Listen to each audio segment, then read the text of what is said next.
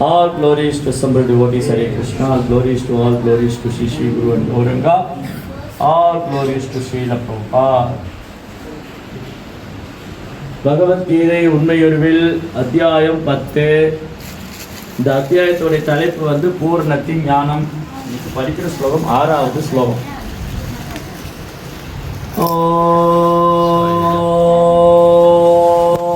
ஓம் நமோ பகவதே வாசுதேவாய.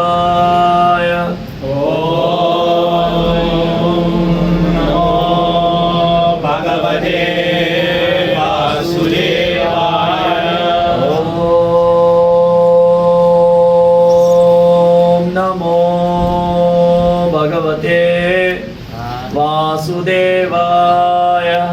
ஓம் நமோ பகவதே வாசுதேவாய. ஓம் நமோ பகவதே வாசுதேவாய.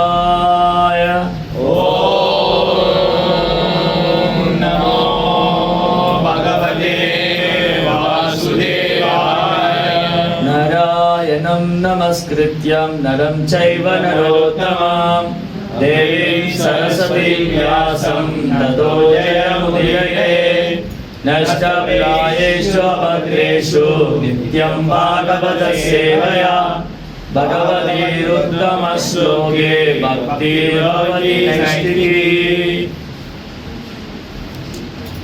महर्षयः सप्तपूर्वे चत्वारो मनवस्तता मद्भावा मानसा जाता एषा अलोक इमः प्रजः. महर्षयः सप्तपूर्वे चत्वारो मनवस्तता मद्भावा मानसा जाता येषां लोकै महाप्रजः. महर्षयः सप्तपूर्वे चत्वारो मानवस्तता मद्भावा मानसा जाता येषां लोकै महाप्रजः.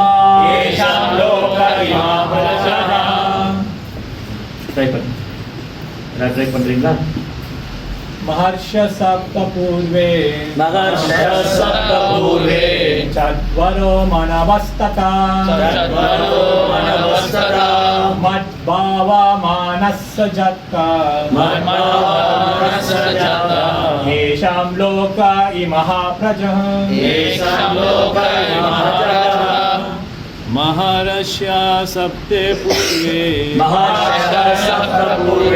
चत्वर मनवस्तता मद्भाव मनसो जता येषां लोक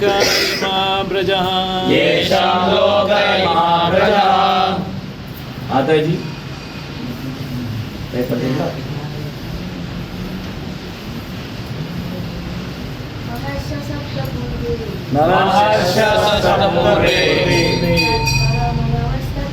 चत्वारो मनवस्तता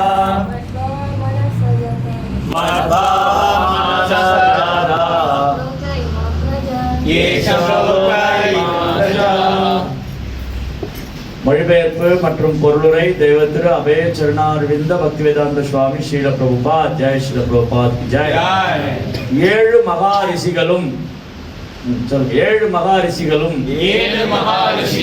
அவர்களுக்கு முந்தைய 4 ரிஷிகளும் மனித சமுதாயத்தை தோற்றுவித்தவர்களான மனுக்களும் என்னிடமிருந்து எனது மனதால் பிறந்தவர்களே.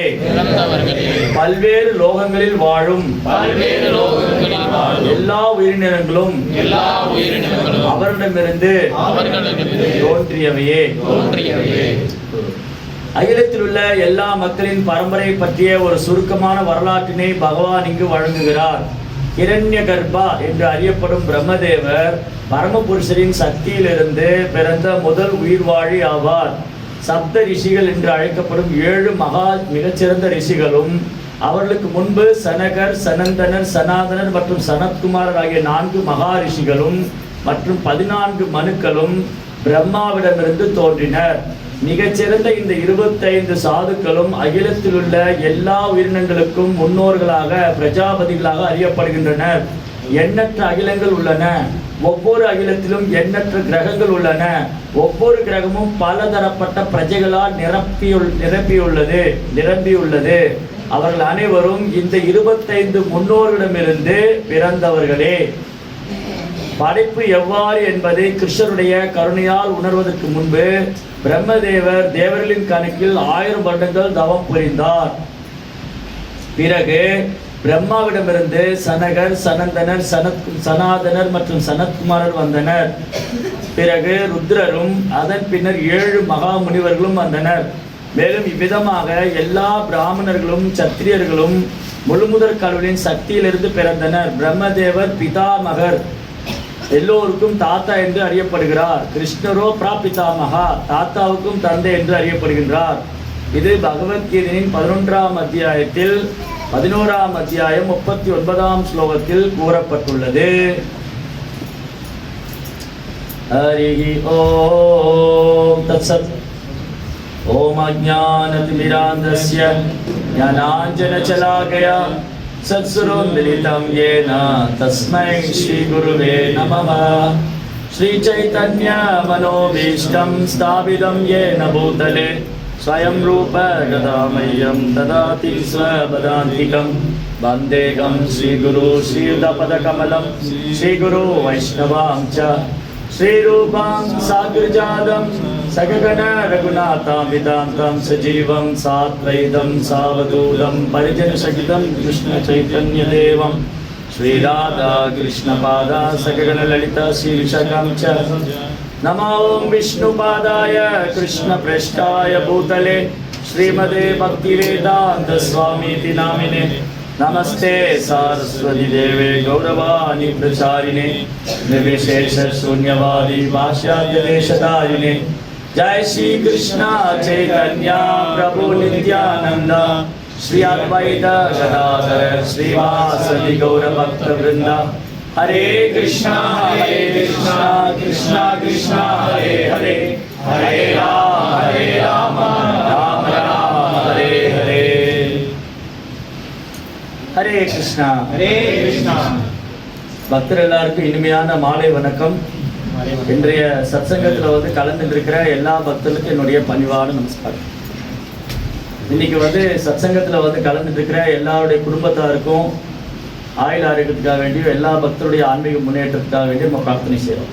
ஹரே கிருஷ்ணா கிருஷ்ணா கிருஷ்ணா ஹரே ஹரே, ஹரே ராம ராம ராம ஹரே ஹரே. இன்னைக்கு முதல் தடவை வந்தவங்க யாராவது இருக்கீங்களா? ஃபர்ஸ்ட் டைம் வந்தவங்க? நீங்கள் முதல் தடவையாக இங்கே வந்திருக்கோம்.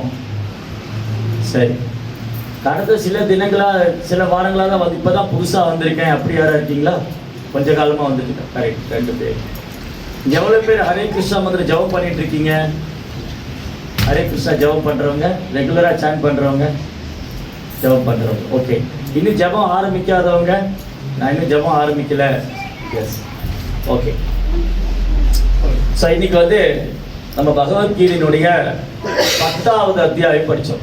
10வது அத்தியாயத்தில் 6வது ஸ்லோகம். 10வது அத்தியாயத்தில் 6வது ஸ்லோகம். இந்த ஸ்லோகம் நமக்கு என்ன சொல்லி கொடுக்குது? பகவத்கீதை நமக்கு என்ன கற்றுக் கொடுக்குது? இன்னைக்கு தலைப்பு என்னன்னா, இன்னைக்கு நம்ம படிக்கிற 3 விஷயம். இன்னைக்கு இந்த வகுப்புல பகவத்கீதை நமக்கு என்ன சொல்லி கொடுக்குது, அப்புறம் இந்த உலகத்துல படைப்பு கிரியேஷன் எப்படி நடந்தது, படைப்பு எப்படி நடந்தது, உயிர்வாழிகள் நாமெல்லாம் எப்படி படைக்கப்பட்டோம், எதுக்காக படைக்கப்பட்டோம், புரியுதா?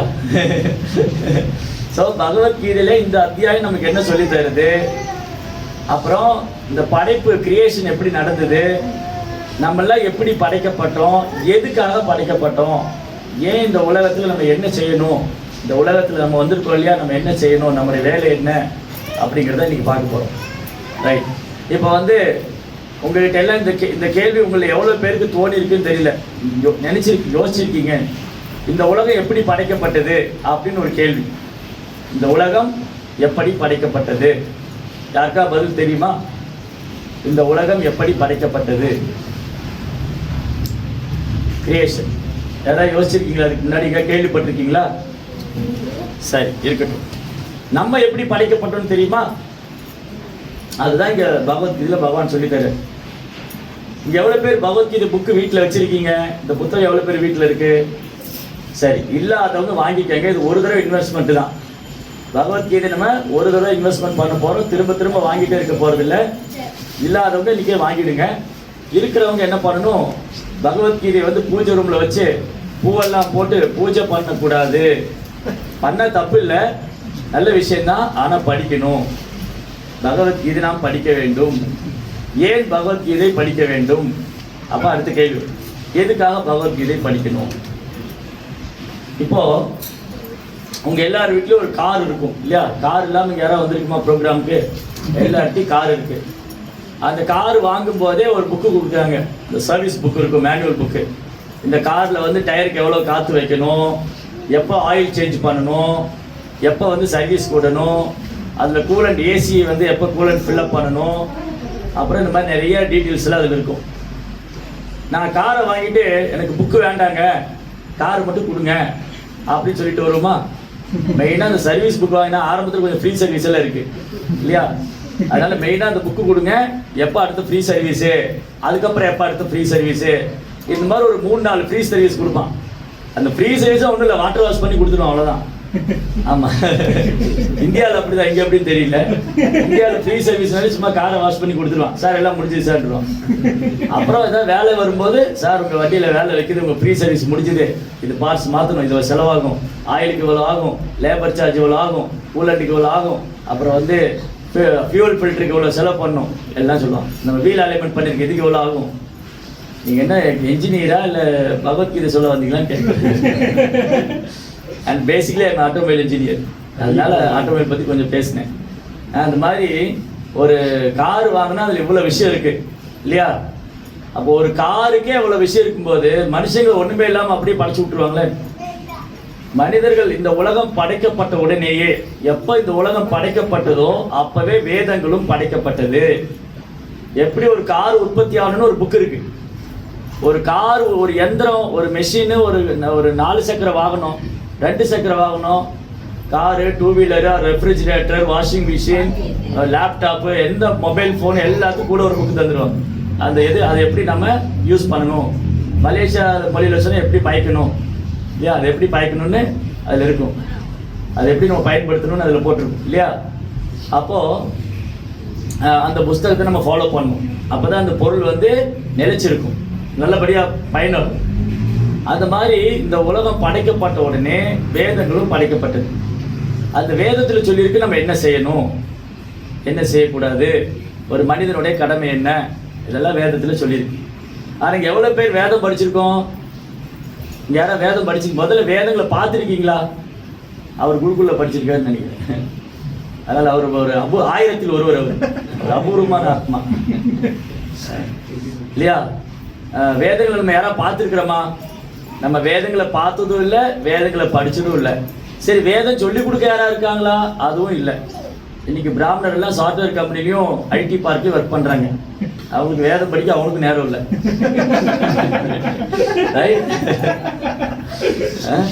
அதனால where is money, proposal where is money, where is money ஓடிட்டே இருக்கும் லைஃப் லாங். அதனால இன்னைக்கு பெரும்பாலும் வேதம் சொல்லிக் கொடுக்க யாரும் இல்லை. அப்படின்னா என்னாச்சு? இப்போ மனிதர்களுக்கு நாம் யாருன்னே தெரியாமல் போச்சு. இப்போ யாராவது கேளுங்க, நீங்கள் யார்? இப்போ நான் இவரை கேட்குறேன், நீங்கள் யார்? Who are you?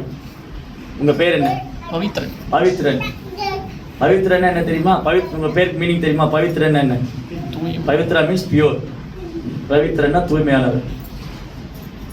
ரைட்?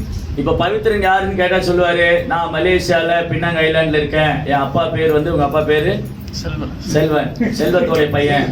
ஆனால் அது உண்மை இல்லை. அந்த அடையாளம் வந்து டெம்பரவரி. பவித்ரனுடைய இப்போ சொன்னார் இல்லையா அடையாளம், நான் வந்து பின்னாங்க ஐலாண்டில் இருக்கேன், என் அப்பா பேர் செல்வம், என் பேர் பவித்ரன், நான் சச் அண்ட் சச் பர்சன், நான் இங்கே ஒர்க் பண்ணுறேன், நான் இந்த மாதிரி இருக்கேன், இதெல்லாம் தற்காலிகம். அப்போ பவித்ரனோட உண்மையான அடையாளம் என்னங்கிறத பகவத்கீதை சொல்லியிருக்கு. அப்போ பகவத்கீதை எதுக்காக கிருஷ்ணர் சொன்னார்னு அடுத்த ஒரு கேள்வி வரும். வேதங்களை நம்ம படிக்கலை, வேதங்களை நமக்கு யாரும் சொல்லித்தரல, வேதங்களை புரிஞ்சுக்கிற அளவுக்கு நம்ம புத்திசாலித்தனமும் இல்லை.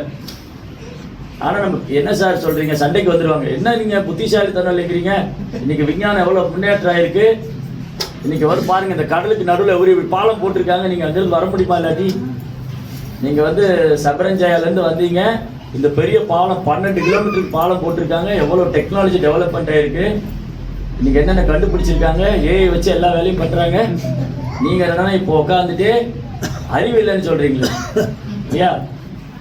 அப்போது இந்த விஞ்ஞான முன்னேற்றம் நிறைய கண்டுபிடிச்சிருந்தாலும் பிரபுபாத் கேட்டார், விஞ்ஞானிகள் நீங்கள் என்ன கண்டுபிடிச்சாலும் முதல்ல நீங்கள் யாருன்னு உங்களுக்கு தெரியலன்னு சொன்னீங்க.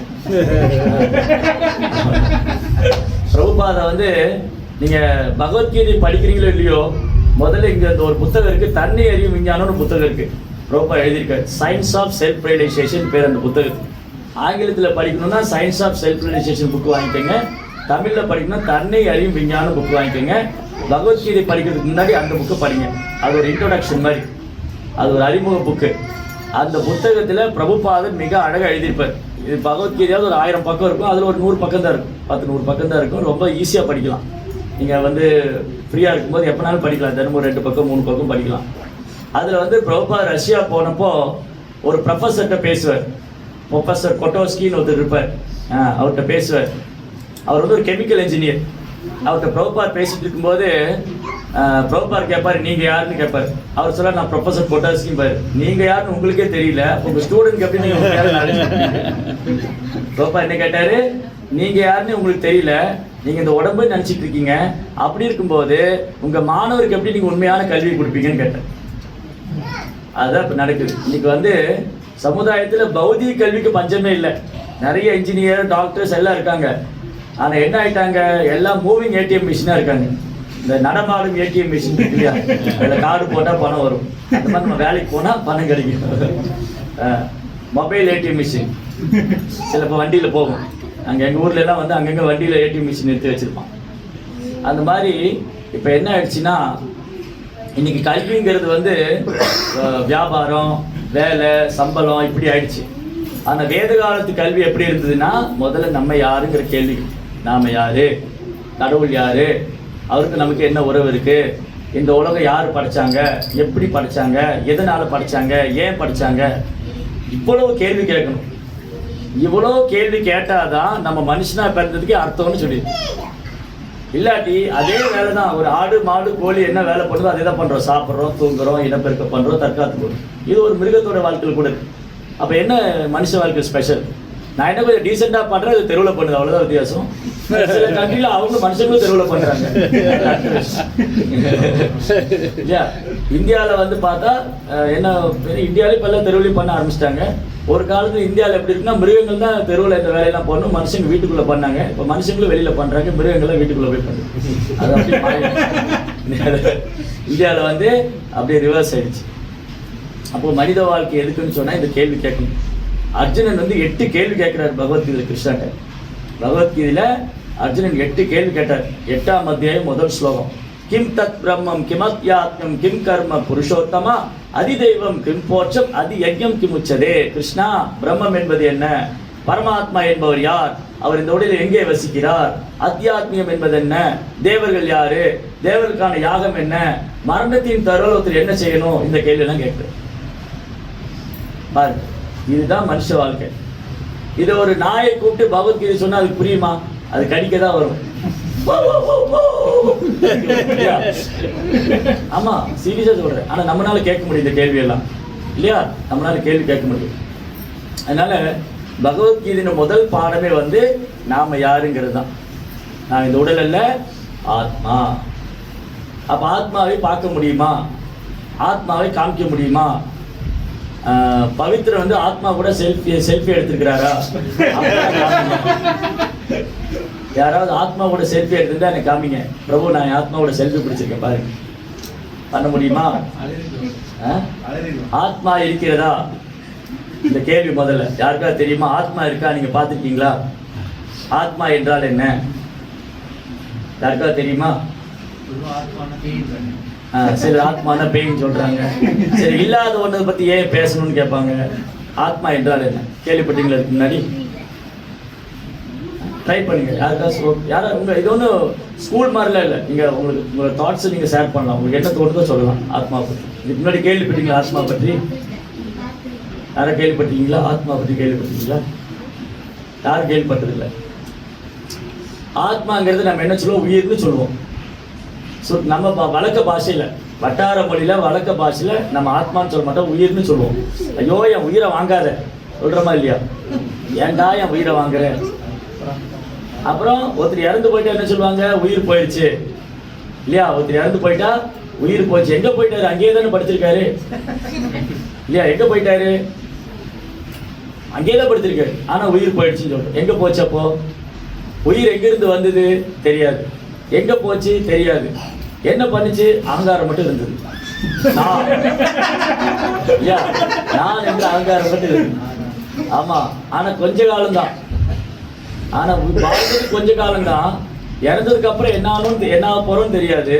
வேற எங்கிருந்து வந்து இந்த பூமியில பிறந்தோன்னு தெரியாது. ஆனா இடைப்பட்ட காலத்துல பாருங்க, நான் யார் தெரியுமா? வெண்ணங்காயில வந்து கேட்டு பாரு என்ன சொல்லுவாங்க. எங்க வீட்டுல வந்து கேளுங்க, நான் பயங்கர மோசமானவன், என் கையில வச்சுக்காதீங்க இல்லையா?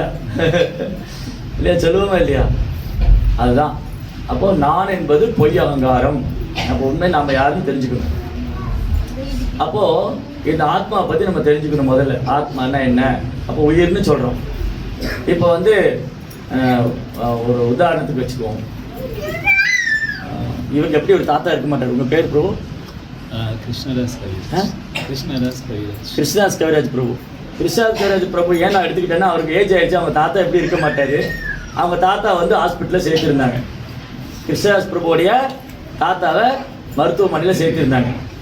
அப்போ நீங்கள்லாம் கேட்டீங்க, பிரபு உங்கள் தாத்தா எப்படி இருக்காரு? அவர் சொல்லுவார், எங்கள் தாத்தா இட்லி சாப்பிட்டாரு, சாம்பார் சாப்பிட்டாரு. எங்கள் ஊரில் கூட சிஎம் முன்னாடி இந்த சிஎம் வந்து ஹாஸ்பிட்டலில் சேர்த்துருந்தாங்க. அப்போ கேட்டப்போ அம்மா வந்து இட்லி சாப்பிட்டாங்க, சாம்பார் அதுக்கப்புறம் அம்மா என்னன்னு தெரியாது.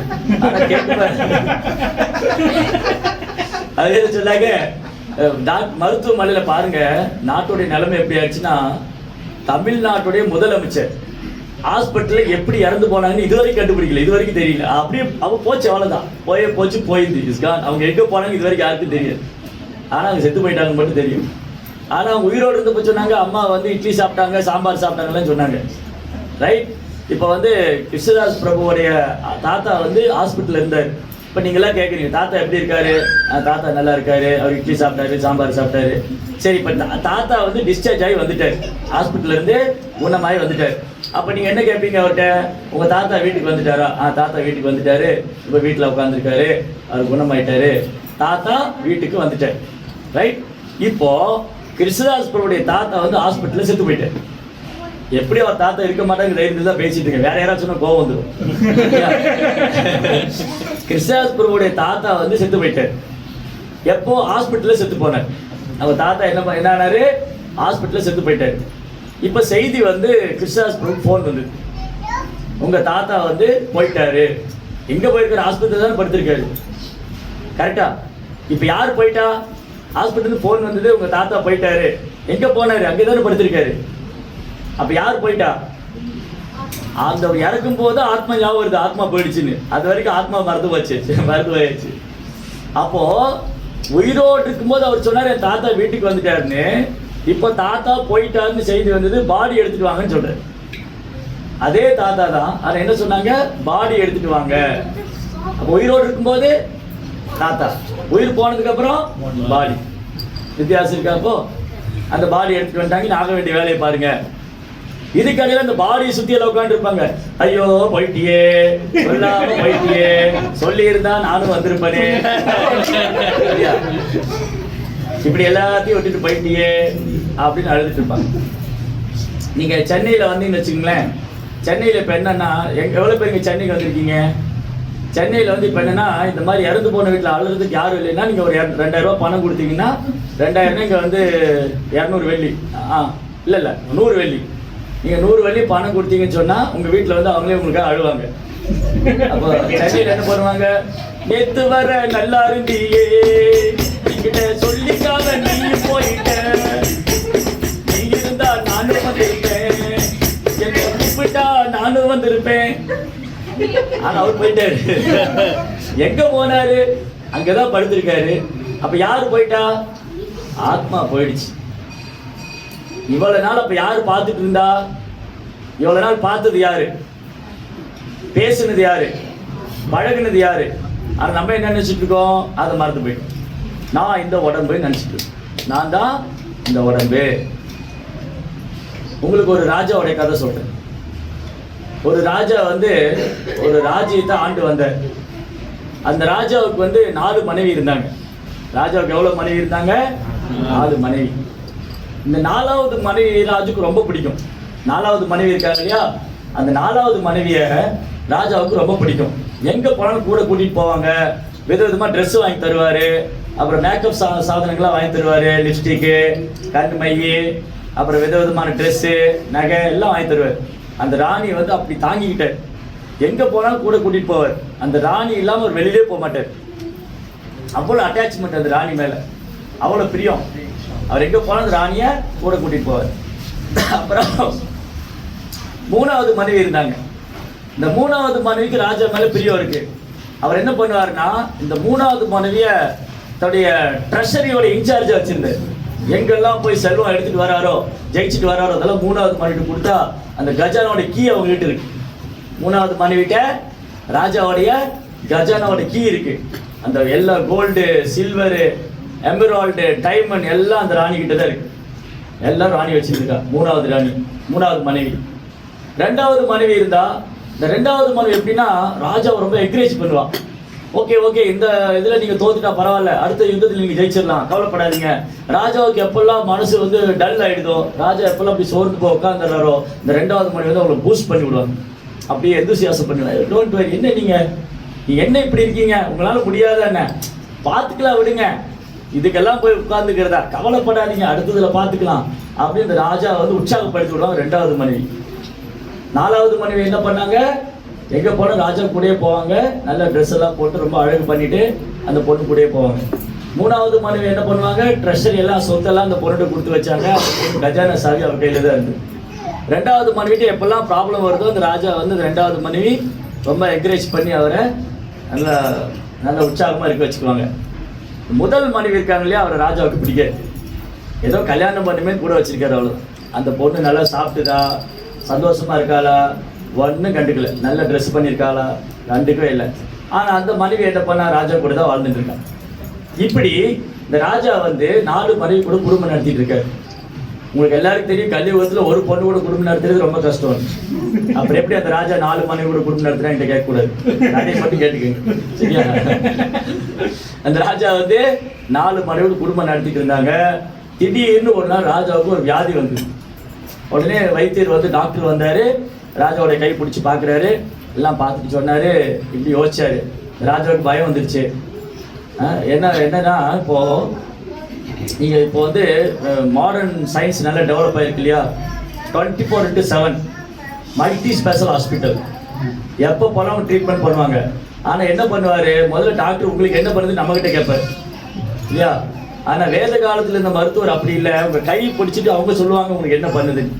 இன்னைக்கு டாக்டர் உங்களுக்கு என்ன பண்ணுதுங்க, டாக்டர் எனக்கு ஒரே தலை சுத்துற மாதிரி இருக்குது, ஒரே வாமிட்டிங் வர்ற மாதிரி இருக்குது. சரி 2 நாளைக்கு டேப்லெட் எழுதி கொடுக்குறேன், சாப்பிட்டு வாங்க சொல்லுவார். உங்களை ஃபஸ்ட்டு ட்ரையல் பண்ணுவார். உங்களை 2 நாள் டேப்லெட் எழுதி தருவாங்க. இங்கே யாராவது டாக்டர் இருக்கீங்களா, கோச்சிக்காதீங்க, ஃபஸ்ட்டு நடக்கிறது சொல்கிறேன். 2 நாள் நீங்கள் 2 நாள் டேப்லெட் எழுதி கொடுத்துருக்கே, சாப்பிட்டு வாங்க. டாக்டர் 2 நாள் கழிச்சு எனக்கு இன்னும் சரியாகலையே. அப்போ ஒரு ஸ்கேன் பண்ணிடும். அந்த ஸ்கேன் பண்ணுறதுக்கு முன்னாடி எப்படி இருக்குன்னா அவங்களுக்கு பயமாக இருக்கும். எப்படி பயமாக இருக்குன்னு சொன்னால், இந்த கிரெமிட்டோரியம், எலக்ட்ரானிக் கிரெமிட்டோரியம் படிக்கீங்களா, எலக்ட்ரிக் கிரெமிட்டோரியம். அந்த எலக்ட்ரிக் கிரெமிட்டோரியத்தில் ஒரு பெரிய வாய் மாதிரி இருக்கும், அதுக்குள்ளே பாடி விடுவாங்க. அதுக்கு ட்ரையல் பண்ணுறதுக்காக முதல்ல ஸ்கேன் மிஷினில் உங்களை விடுவாங்க. அதில் நீங்கள் போகிறதுக்கு தைரியம் வரணும் உங்களுக்கு. அந்த எலக்ட்ரிக் கிரெமிட்டோரியத்துக்குள்ளே உங்களை போடுறதுக்கு முன்னாடி ஒரு ட்ரையல் பார்த்துக்கிறோம் நமக்கு நாமளே. அதுக்குள்ளே போகும்போது நமக்கு பயம் இருக்கக்கூடாது, அப்போ பாடியில் உயிரும் இருக்காது. அது 2வது. அதுக்கு முன்னாடியே நம்ம ட்ரையல் எடுத்துக்கிறோம். அது நான் இங்கே கேள்விப்பட்டேன். இங்கே மலேசியால சைனர்கள்லாம் வந்து கல்லறை அவங்களே வாங்கி முன்னாடியெல்லாம் கட்டி வச்சுக்குவாங்களாம். ஆமா. ஒரு பெரிய நான் பார்த்து ஒரு பெரிய மலையை எடுத்து கல்லறையாக கட்டிட்டாங்க. அது மலையில அதில் ஒரு பிரபு என்கிட்ட சொன்னாரு, அது காசுக்கு தகுந்த மாதிரி இடம் கொடுப்பாங்க உங்களுக்கு, நீங்களே உங்க இடத்த செலக்ட் பண்ணி நீங்களே குழி தோண்டி வச்சுக்கலாம், நீங்களே ஒரு நாள் உள்ள போய் பார்த்துக்கலாம். இது யாரும் சொல்ல முடியாது. நமக்கு இந்த பூமியில இடம் நிலம் சொந்தம் இல்லை, இறந்ததுக்கு அப்புறம் நம்ம நிலம் சொந்தம்னே சொல்ல முடியாது. ஆல்ரெடி வாங்கி போட்டான். எனக்கு வந்து அங்க வந்து எங்க ஸ்ப்ரிங் ஹில்ல ஒரு ஹில்ல நான் விலைக்கு வாங்கிட்டேன். அங்க நான் வந்து எனக்கு சவ நாளே ரெடி பண்ணிட்டேன், சவக்குழி ரெடி பண்ணிட்டேன். அப்போ எல்லாருக்கும் பணம் கொடுத்து அங்கே குழியெல்லாம் தோண்டி சமாதியெல்லாம் பண்ணி வச்சுட்டாரு. நீ போய் படுத்துக்கிறது மட்டும் தான் பாக்கி.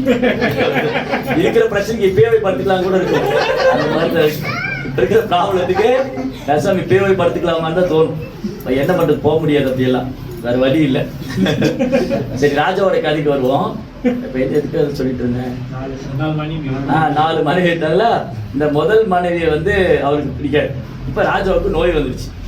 நோய் வந்த உடனே மருத்துவ டாக்டர் விஷயம் பேசிட்டு இருந்தோம். அப்போ இன்னைக்கு டாக்டர் என்ன கேட்பாங்க, முதல்ல உங்களுக்கு என்ன பண்ணுதும்பாங்க. அப்புறம் நம்மளா சொல்லணும், அவங்க சொல்ல மாட்டாங்க, நம்மளா சொல்லணும். நம்ம சொன்னதுக்கப்புறம் ப்ரிஸ்கிரிப்ஷன் எழுதுவாங்க. அதில் சில ஹாஸ்பிட்டலில் வந்து ஜூனியர் டாக்டர்ஸ் எல்லாம் வந்து வேலை படிச்சுட்டு வருவாங்க. அவங்க தான் உங்களுக்கு ட்ரீட்மெண்ட் பண்ணுவாங்க. அப்புறம் அவங்க எதாவது எழுதி கொடுப்பாங்க. அந்த மெடிசனை நீங்கள் அவங்ககிட்டே தான் வாங்கணும். அங்கே வாங்கினதுக்கப்புறம் 2 நாள் கழித்து பார்த்ததுக்கப்புறம் blood test, urine test, sugar test, BP test, அதுக்கப்புறம் உங்களுக்கு ஸ்கேனு எல்லாம் போட்டு அதுக்கப்புறம் ஒரு முடிவுக்கு வர இந்த நோயாக இருக்கலாம் அப்படின்னு. அதுக்கப்புறம் அதை சர்ஜரி பண்ணணுமா என்னமோ அடுத்த ஒரு முடிவு. அது சர்ஜரி பண்ணதுக்கப்புறம் நீங்கள் உயிரோடு இருப்பீங்களாங்கிறது அது கேரண்டி இல்லை. நீங்கள் கையெழுத்து போட்டு கொடுத்துருங்க. நான் எனக்கு இதுக்கு எந்த பொறுப்பும் இல்லை. நான் வந்து சம்மதத்தோடு தான் இந்த சர்ஜரி காசு ஒத்துக்கிறேன், நீங்கள் கையெழுத்து போடணும். உங்கள் கூட யார் வந்திருக்காங்க? ஃபஸ்ட்டு நீங்கள் டாக்டர்கிட்ட போனதுமே முதல்ல நீங்கள் டாக்டர் உட்காந்துருக்கும் போது உங்கள் கூட யார் வந்திருக்காங்க, யாருன்னு கேட்டால் இதுலேயும் பாதி செத்து போயிடுவாங்க. ஓ, நமக்கு ஏதோ வியாதி ஒன்று சொல்ல போய் கொஞ்சம் வெளியில் இருக்கீங்களா, நீங்கள் பவித்ர நீங்கள் கொஞ்சம் வெளியில் இருக்கு, நான் உங்கள்கிட்ட பேசுகிறேன், அதுலேயே ஒரு பாதி செத்து போயிடுவாங்க. அதுக்கப்புறம் வந்து சொல்லுவோம், ஒன்றும் இல்லைங்க, எல்லாம் சரியாக போடும். ஆனால் அப்போ என்ன பண்ணுவாங்க, வேத காலத்துலலாம் வந்து கிராமத்தில் மருத்துவர் ஒரு வயசான தாத்தாவோ பாட்டியோ இருப்பாங்க. அவங்க கையை பிடிச்சோன்னே முதல்ல சொல்லுவாங்க, உனக்கு ஒன்றும் இல்லைம்பாங்க. அதுலேயே பாதி வியாதி குணமாயிடும். உனக்கு ஒன்றும் இல்லைன்னு சொன்னாங்க இல்லையா, அதுலேயே பாதி குணமாயிரும். உனக்கு ஒன்றும் இல்லைங்க, இந்த வியாதினா 3 தான். கபத்தினால வரக்கூடியது, பித்தத்தினால வரக்கூடியது, வாதத்தினால. கபவாத பித்தம், இந்த உடம்புல 3 வியாதி தான். ஒன்று கபத்தினால வரும், இல்லை வாதத்தினால வரும், இல்லை பித்தத்தினால வரும். நீ ஒன்றும் இல்லைங்க, அந்த உங்கள் கிராமத்தில் நீங்கள் நடந்து போனால் அந்த தூதுவளை செடி இருக்குது பார்த்தீங்களா, அதை கொஞ்சம் பறித்து ரசம் வச்சு குடிங்க, உங்களுக்கு வியாதி சரியாக போயிடும். அதுலேயே பாதி வியாதி குணமாயிரும், சாப்பிட்டு இருக்கிற மீதி வியாதி குணமாயிரும். ரைட்? அப்படி தான் இருந்தது நம்மளுடைய வாழ்க்கையெல்லாம். ஆனால் இந்த ராஜாவிட்ட சொன்னாங்க, உனக்கு வைத்தியமே இல்லை, நீ செத்து போயிடுவேன். இந்த ராஜா சொன்னார், எவ்வளோ செலவானாலும் பரவாயில்ல. அப்போ வந்து என்னென்ன ஒரு வேடிக்கையாக ஒரு பக்தர் சொன்னார், யமராஜ் இருக்கார் இல்லையா, யமராஜ் என்ன பண்ணுவார், யமராஜோட வேலை என்ன? யமராஜ் என்ன பண்ணுவாரு, உயிர் எடுப்பாரு. டாக்டர் என்ன பண்ணுவாரு, உயிரோட சேர்த்து உங்க பணத்தை எடுத்துக்குவாரு. வித்தியாசம் பாத்தீங்களா? இறந்து போனாலும் பில்லை கட்டிடுங்க ஹாஸ்பிட்டல்ல, நீங்க எவ்வளவு செலவு பண்ணிருக்கோம், அது நான் என்ன பண்ணுவேன், ட்ரை பண்ணாங்க எல்லாம் உங்க கடவுள் இஷ்ட தேவதைட்டு பிரார்த்தனை பண்ணிக்கணும். உங்க கடவுள் சினிமா அதாவது டாக்டர் வந்து சொல்லுவாரு, நாங்க வி டிராவல் லெவல் பெஸ்ட், நீங்க உங்க கடவுள்கிட்ட ப்ரேயர் பண்ணி இல்லையா? ரைட். ஸோ என்ன ஆச்சு, இந்த ராஜாவுக்கு அதே மாதிரி சொல்லிட்டாங்க, இந்த மாதிரி உங்களை குணப்படுத்த முடியாது, நீங்க செத்து போடுவீங்க. ராஜா சொல்றாரு, எவ்வளோ செலவானாலும் பரவாயில்ல, நான் கொடுக்குறேன்னு சொன்னேன். அவர்கிட்ட நீங்கள் எவ்வளோ கொடுத்தாலும் மருந்து கிடையாது, இன்னும் மருந்து கண்டுபிடிக்கல, நீங்கள் கொஞ்ச நாள் செத்து போயிடுவீங்க. இப்போ ராஜா வந்து கவலையோடு உட்காந்துருக்காரு வீட்டில். அப்போ 4வது மணி வந்தா, நல்லா ட்ரெஸ் எல்லாம் பண்ணி பூவெல்லாம் வச்சுட்டு லிப்ஸ்டிக் எல்லாம் போட்டு நல்லா அழகாக ட்ரெஸ் பண்ணிட்டு, வாங்க வெளியில் போகலான்னா. அவர் சொன்னால், எனக்கு மனசு சரியில்லை, நான் வரல. என்னங்க சாயந்தரம்னா அப்படி வெளியில் போயிட்டு வருமே, சும்மா அப்படி பெண்ணாங்க ஐலாண்ட் வரைக்கும் போயிட்டு வரலாம், வாங்க ஃபெரியில் போயிட்டு வரலாம். ஃபெரி தானே, ஃபெரியில் போட்டில் அப்படி போயிட்டு வரலாம் ஜாலியாக. இல்லைம்மா எனக்கு மனசு சரியில்லை, வேண்டாம், சும்மா வாங்க, நான் நீ என் கூட வருவியான்னாரு. நான் நீங்கள் கூப்பிட்டாலும் வருவியான்னாரு. நான் உங்கள் கூட தானே வரேன், நான் இறந்து போக போகிறேன், நீ வரையான்னு கேட்டேன். நான் வந்து இறந்து போகிறேன், நீ வரையான்னு கேட்டேன். அந்த பொண்ணு இப்படி ஒரு நிமிஷம் யோசிச்சா, நீங்கள் இறந்து போனால் நான் எப்படிங்க உங்கள் கூட வர முடியும், அது முடியாது. அப்போ இவர் என்ன நினச்சாரு, அந்த பொண்ணு வந்துடுவான்னு நினச்சாரு. நான் ஏன்னா நான் எங்கே கூப்பிட்டாலும் வந்திருக்காருவோ, அப்போ இவன் வந்துடுவான்னு நினச்சேன். ஆனால் அவன் என்ன சொல்லிட்டா, நான் வரமாட்டேன்னு சொல்லிட்டான். இப்போ கவலை ஆயிடுச்சு, நீங்கள் எங்கே கூப்பிட்டாலும் வருவேன், ஆனால் இன்றைக்கு நீங்கள் செத்து போனால் நீங்கள் தனியாக தான் போகணும், நான் வரமாட்டேன் இல்லையா? வரும்போது அந்த பொண்ணு கூப்பிட்டு வந்தாரு என்ன இல்லையா? ஆனால் அந்த பொண்ணு சொன்னால், நான் வந்து உன் கூட வரமாட்டேன். அப்போ ராஜா கவலையில் உட்காந்துட்டு இருக்காரு. இந்த 3வது மனைவி வந்தான். அந்த மூணாவது மனைவியை பார்க்கும்போது இந்த ராஜா கவலையில் உட்கார்ந்துருக்காரு. அந்த மூணாவது மனைவி கேட்டால் உங்களுக்கு ஏன் கவலை, இன்னைக்கு வெளியில் போகலையாண்ணா? இல்லை எனக்கு மனசு சரியில்லை, நான் போகல. என்ன ஆச்சு உங்களுக்கு? இல்லை எனக்கு ரொம்ப கஷ்டமாக இருக்குது. என்ன ஆச்சு உங்களுக்கு? நான் கொஞ்ச நாள் இறந்து போக போகிறேன், நீ என் கூட வரையான்னு கேட்டேன். அந்த பொண்ணு இப்படி யோசிச்சா, நீங்கள் இறந்து போக போகிறீங்களா? நீங்கள் இறந்து போனால் என்னால் உங்கள் கூட வர முடியாது, நான் இன்னொருத்தரை கல்யாணம் பண்ணிக்குவேன். நீங்கள் இறந்து போயிட்டா நான் இவரை பாருங்க, அந்த மனுஷன் ரெண்டாக உடஞ்சே போயிட்டார். அந்த பொண்ணாவது வரமாட்டேன்னு சொன்னான். இவன் என்ன சொல்லிட்டா, நான் இன்னொருத்தரை கல்யாணம் பண்ணிக்குவேன்ட்டான். போச்சு. அதுக்கப்புறம் இவர் இப்படி ஆயிடுச்சா. அப்புறம் ரெண்டாவது மனைவி வந்தா. அவர் என்ன சொன்னா, அவளை பார்த்தோன்னே இவர் சொன்னார், நீ எனக்கு எவ்வளோ உதவி பண்ணியிருக்க, எனக்கு ஒரு உதவி பண்ணுறியான்னு. என்ன உதவி பண்ணும்? நான் இறந்து போகிறேன், நீ என் கூட வரையான்னு. அப்போ அந்த மனைவி சொன்னா, நான் உங்களுக்கு எவ்வளோ உதவி செஞ்சுருக்கேன், நீங்கள் கஷ்டப்படும் போது தான் நான் உங்களை வந்து நல்லா மோட்டிவேஷன்லாம் பண்ணி ஸ்பீச் பண்ணி உங்களை எல்லாம் அப்படி என்கரேஜ் பண்ணியிருக்கேன். இதில் என்னால் ஒன்றும் பண்ண முடியாது, நான் எப்படி உங்க கூட வர முடியும்? இப்போ ராஜா நம்பி இருந்த 3 மனைவி கூட வரமாட்டேன்ட்டாங்க. இப்போ ஒரே மனைவி தான் இந்த ஃபர்ஸ்ட் ஒய்ஃப். அவர் தான் அவருக்கு பிடிக்கவும் செய்யாது, அவரை திருப்பி கூட பார்க்கறது இல்லையே. அப்போ அந்த மனைவி கேட்டா, நீங்க என்ன இன்னைக்கு வெளியில போலையா? தெரிஞ்சு நீ என்ன பண்ண போறேன்னு கேட்டார். இல்லை சொல்லுங்க, நீ மட்டும் என்ன வரவா போறேன்னு கேட்டார். நீங்க எங்க போறேன்னு, நீ வருவியான்னு கேட்டார். கல்யாணம் பண்ணது நான் உங்க கூட தான் இருக்கேன், கல்யாணம் பண்ணது நான் உங்க கூட தான் இருக்கேன், நீங்க எங்க போறீங்கன்னு நான் வரேன்னா. நான் செத்து போறேன், நீ வரையண்ணா, நான் கூட வரேன்னா. அவளுக்கு ஒரே ஆச்சரியம், என்னடா அது, இந்த பொண்ணை நான் திரும்பி கூட பார்த்ததில்லை, நான் செத்து போறேங்கிற வரேன்னு சொல்றாரு. இதுதான் கதை. இப்போ பாயிண்ட் வரணும். இந்த கதையில் என்ன சொல்லியிருக்கு அப்படின்னா, இந்த கதையில் இருக்கிற ராஜா யார் தெரியுமா? நம்ம உடம்புல இருக்கிற ஆத்மா, இந்த உயிர் இருக்குல்ல, அதுதான் ராஜா. எப்போ நம்ம இந்த உடம்பு எடுத்துக்கிட்டோமோ, இந்த ராஜாவுக்கு 4 மனைவி கூட இருக்காங்க எப்போவுமே. நம்ம தான் ராஜா, வேற யாரும் இல்லை. நமக்கு 4 மனைவி இருக்காங்க. உடனே பவித்திரன் சொல்லக்கூடாது, எனக்கு நீ கல்யாணம் ஆகலன்னு சொல்லக்கூடாது, அதுக்கு நான் பொறுப்பு இல்லை. ஆனால் பவித்திரனுக்கு 4 மனைவி இருக்காங்க, இவருக்கு 4 மனைவி, எனக்கு, நம்ம எல்லாருக்கும் 4 மனைவி இருக்காங்க. இந்த 4வது மனைவி யாரு? ராஜா எங்க போனாலும் கூட வந்தாரு, ஆனா இறந்து போகும்போது கூட வர மாட்டேன்ட்டாரு. 4வது மனைவி யாரு? இந்த உடம்பு. கஷ்டப்படுறது இந்த உடம்புக்கு தானே இல்லையா?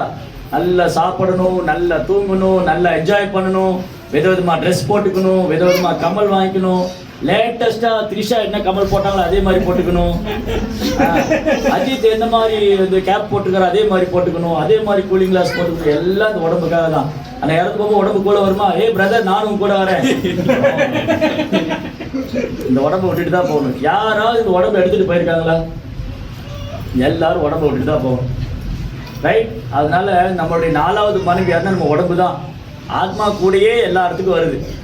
ஆனால் இறந்து போனா ஆத்மா இந்த உடம்பை விட்டுட்டு தான் போகுது, உடம்பை கூட்டிகிட்டு போகல. சரி, 3வது மனைவி யாரு? இந்த ராஜாவுக்கு இறந்து போனோன்னே இன்னொரு கல்யாணம் பண்ணிக்க வேண்டாம். அந்த 3வது மனைவி யாரு? செல்வம். நம்ம சேர்த்து வச்ச செல்வம்லாம் இருக்கு இல்லையா?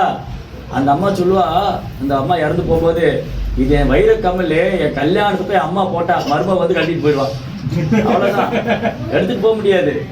அப்புறம் இந்த நெக்லஸ் இருக்கு இல்லையா, என்னோட தங்கை வந்து என் கல்யாணத்துக்கு கிஃப்டா கொடுத்தா, இன்னொரு மருமக வந்து கட்டிட்டு போயிடுவான் இல்லையா?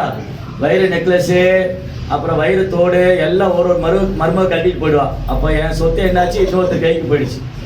இல்லை நான் புதுசாக இந்த கார் வாங்கியிருக்கேன், BMW கார், இதை ஓட்டிக்கிட்டே போவேன். இல்லை, அதை விட்டுட்டு தான் போகணும், அதை ஓட்டிகிட்டுலாம் போக முடியாது. இல்லை, நான் இந்த வீடு வந்து நான் கஷ்டப்பட்டு ரத்தம் சிந்தி வேர்வை சிந்தி கட்டினது, ஹனுமான் சஞ்சீவி மலை தூக்கும்போது வீடை தூக்கிட்டே போவேன். அதெல்லாம் முடியாது. ஒரு செங்கல் எடுத்துட்டு போக முடியாது, ஒரு செங்கலை கூட பேர்த்து எடுத்துட்டு போக முடியாது. ஆச்சா? அப்போ நம்ம 3வது மனைவி நம்ம சேர்த்து வச்ச செல்வம், காசு, பணம், நகை ஒன்றும் கூட வராது. சரி, 2வது மனைவி யாரு? ரிலேட்டிவ்ஸ் எல்லாம் இருக்காங்கல்ல. இந்த ஃப்ரெண்டு வந்து சொல்லுவாரு, பவித்ரனுடைய ஃப்ரெண்டு, பவித்ரா கவலைப்படாத, நான் இருக்கேன்டா, உயிர் தோழன் நண்பன், உயிர் தோழன்.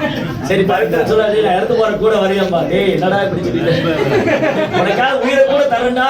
சரி, இறந்து போறா விட்டுறா, அது முடியாதுடா, எனக்கு குடும்பம் இருக்குடா, இந்த ஆளை விட்டுறா இல்லையா? வரவே மாட்டேன். ஆனா சொல்லுவாங்க, நான் இருக்கான்டா, நான் பாத்துக்கிறேன். அப்புறம் சொந்தக்காரங்களாம் வருவாங்க, எல்லாம் நான் பாத்துக்கிறேன்பாங்க. அப்புறம் ஆள் ஒண்ணு காணாம போய், பெத்த மகன் வரைக்கும் வீட்டுல இல்ல. ஒரு பையன் அமெரிக்கால, ஒரு பையன் லண்டன்ல, ஒரு பையன் ஆஸ்திரேலியால, அப்பா அம்மா சொந்த ஊர்ல. இவங்க என்ன பண்ணுவாங்க, இது என் மண்ணு, என் வீடு, என் ஊரு, நான் வரமாட்டேன். இவங்க இறந்து போனோடனே என்னாச்சு, அவன் ஒருத்தர் வந்துட்டு அந்த காரியெல்லாம் முடிச்சுட்டு போயிடுவான். யாரும் கூட வரமாட்டான். அந்த முதல் மனைவி யாரு? இந்த ஆன்மா கூட கிருஷ்ணர் பரமாத்மாவா இருக்க. இப்ப முதல்ல நம்ம ஆத்மாவே மறந்துட்டோம், அப்புறம் எங்க பரமாத்மாவை நினைக்கிறது? ஆத்மாவே மறந்தாச்சு, அப்புறம் எங்க பரமாத்மா யாருன்னு? அதுக்கெல்லாம் நேரம் இல்லை. இப்போ ஆத்மாவை நினைக்கவே நேரம் இல்லை, அப்புறம் எங்க போய் பரமாத்மாவெல்லாம் நினைக்கிறது? அதனால பரமாத்மாவை மறந்தே போயிட்டோம். ஆனா கிருஷ்ணர் என்ன பண்ணாருன்னா, எப்பெல்லாம் ஆத்மா இந்த பூமிக்கு வருதோ அது கூடயே பரமாத்மாவா இருக்காரு. அது நாயோடைய உடம்பு இருந்தாலும் சரி, இந்த ஆத்மா ஒரு நாயினுடைய உடல்ல இருந்தாலும் சரி, ஒரு பன்றியோட உடல்ல இருந்தாலும் சரி, மலத்துல ஒரு புழுவோட உடல்ல இருந்தாலும் சரி, அது கூடயே கிருஷ்ண பரமாத்மாவா இருக்காரு. லைஃப் ஆஃப்டர் லைஃப், ஒரு பிறவி தோறும் கிருஷ்ணன் நம்ம கூடயே இருக்காரு. இப்ப பிரச்சனை என்னன்னா, நான் சொன்ன மாதிரி முதல்ல ஆத்மாவே மறந்துட்டோம், அப்புறம் கிருஷ்ணரை நினைக்கிறது. அதனால பகவத்கீதை ஃபர்ஸ்ட் பாடமே என்னன்னு சொன்னா அதுதான். நம்ம இந்த உடம்பெல்லாம் ஆத்மா, நித்தியமானவங்க, அழிவற்றவங்க, ஆன்மீகமானவங்க. இந்த உடம்பு அழியக்கூடியது, நிரந்தரம் இல்லை, இது தற்காலிகமானது இல்லையா? யாராவது சொல்ல முடியுமா நான் நிரந்தரமானவன்? யாரும் சொல்ல முடியாது. யாராவது சொல்ல முடியுமா நான் எனக்கு வயசே ஆகாது, நான் எப்போ இளமையா இருப்பேன்? எப்படி பண்ணுவாங்க? டையெல்லாம் போட்டு மறைச்சு வச்சுக்குவாங்க. வயசானதெல்லாம் இளமையா இருக்கிற மாதிரி காமிச்சிக்கலாம், ஆனா இளமையா பண்ண முடியாது.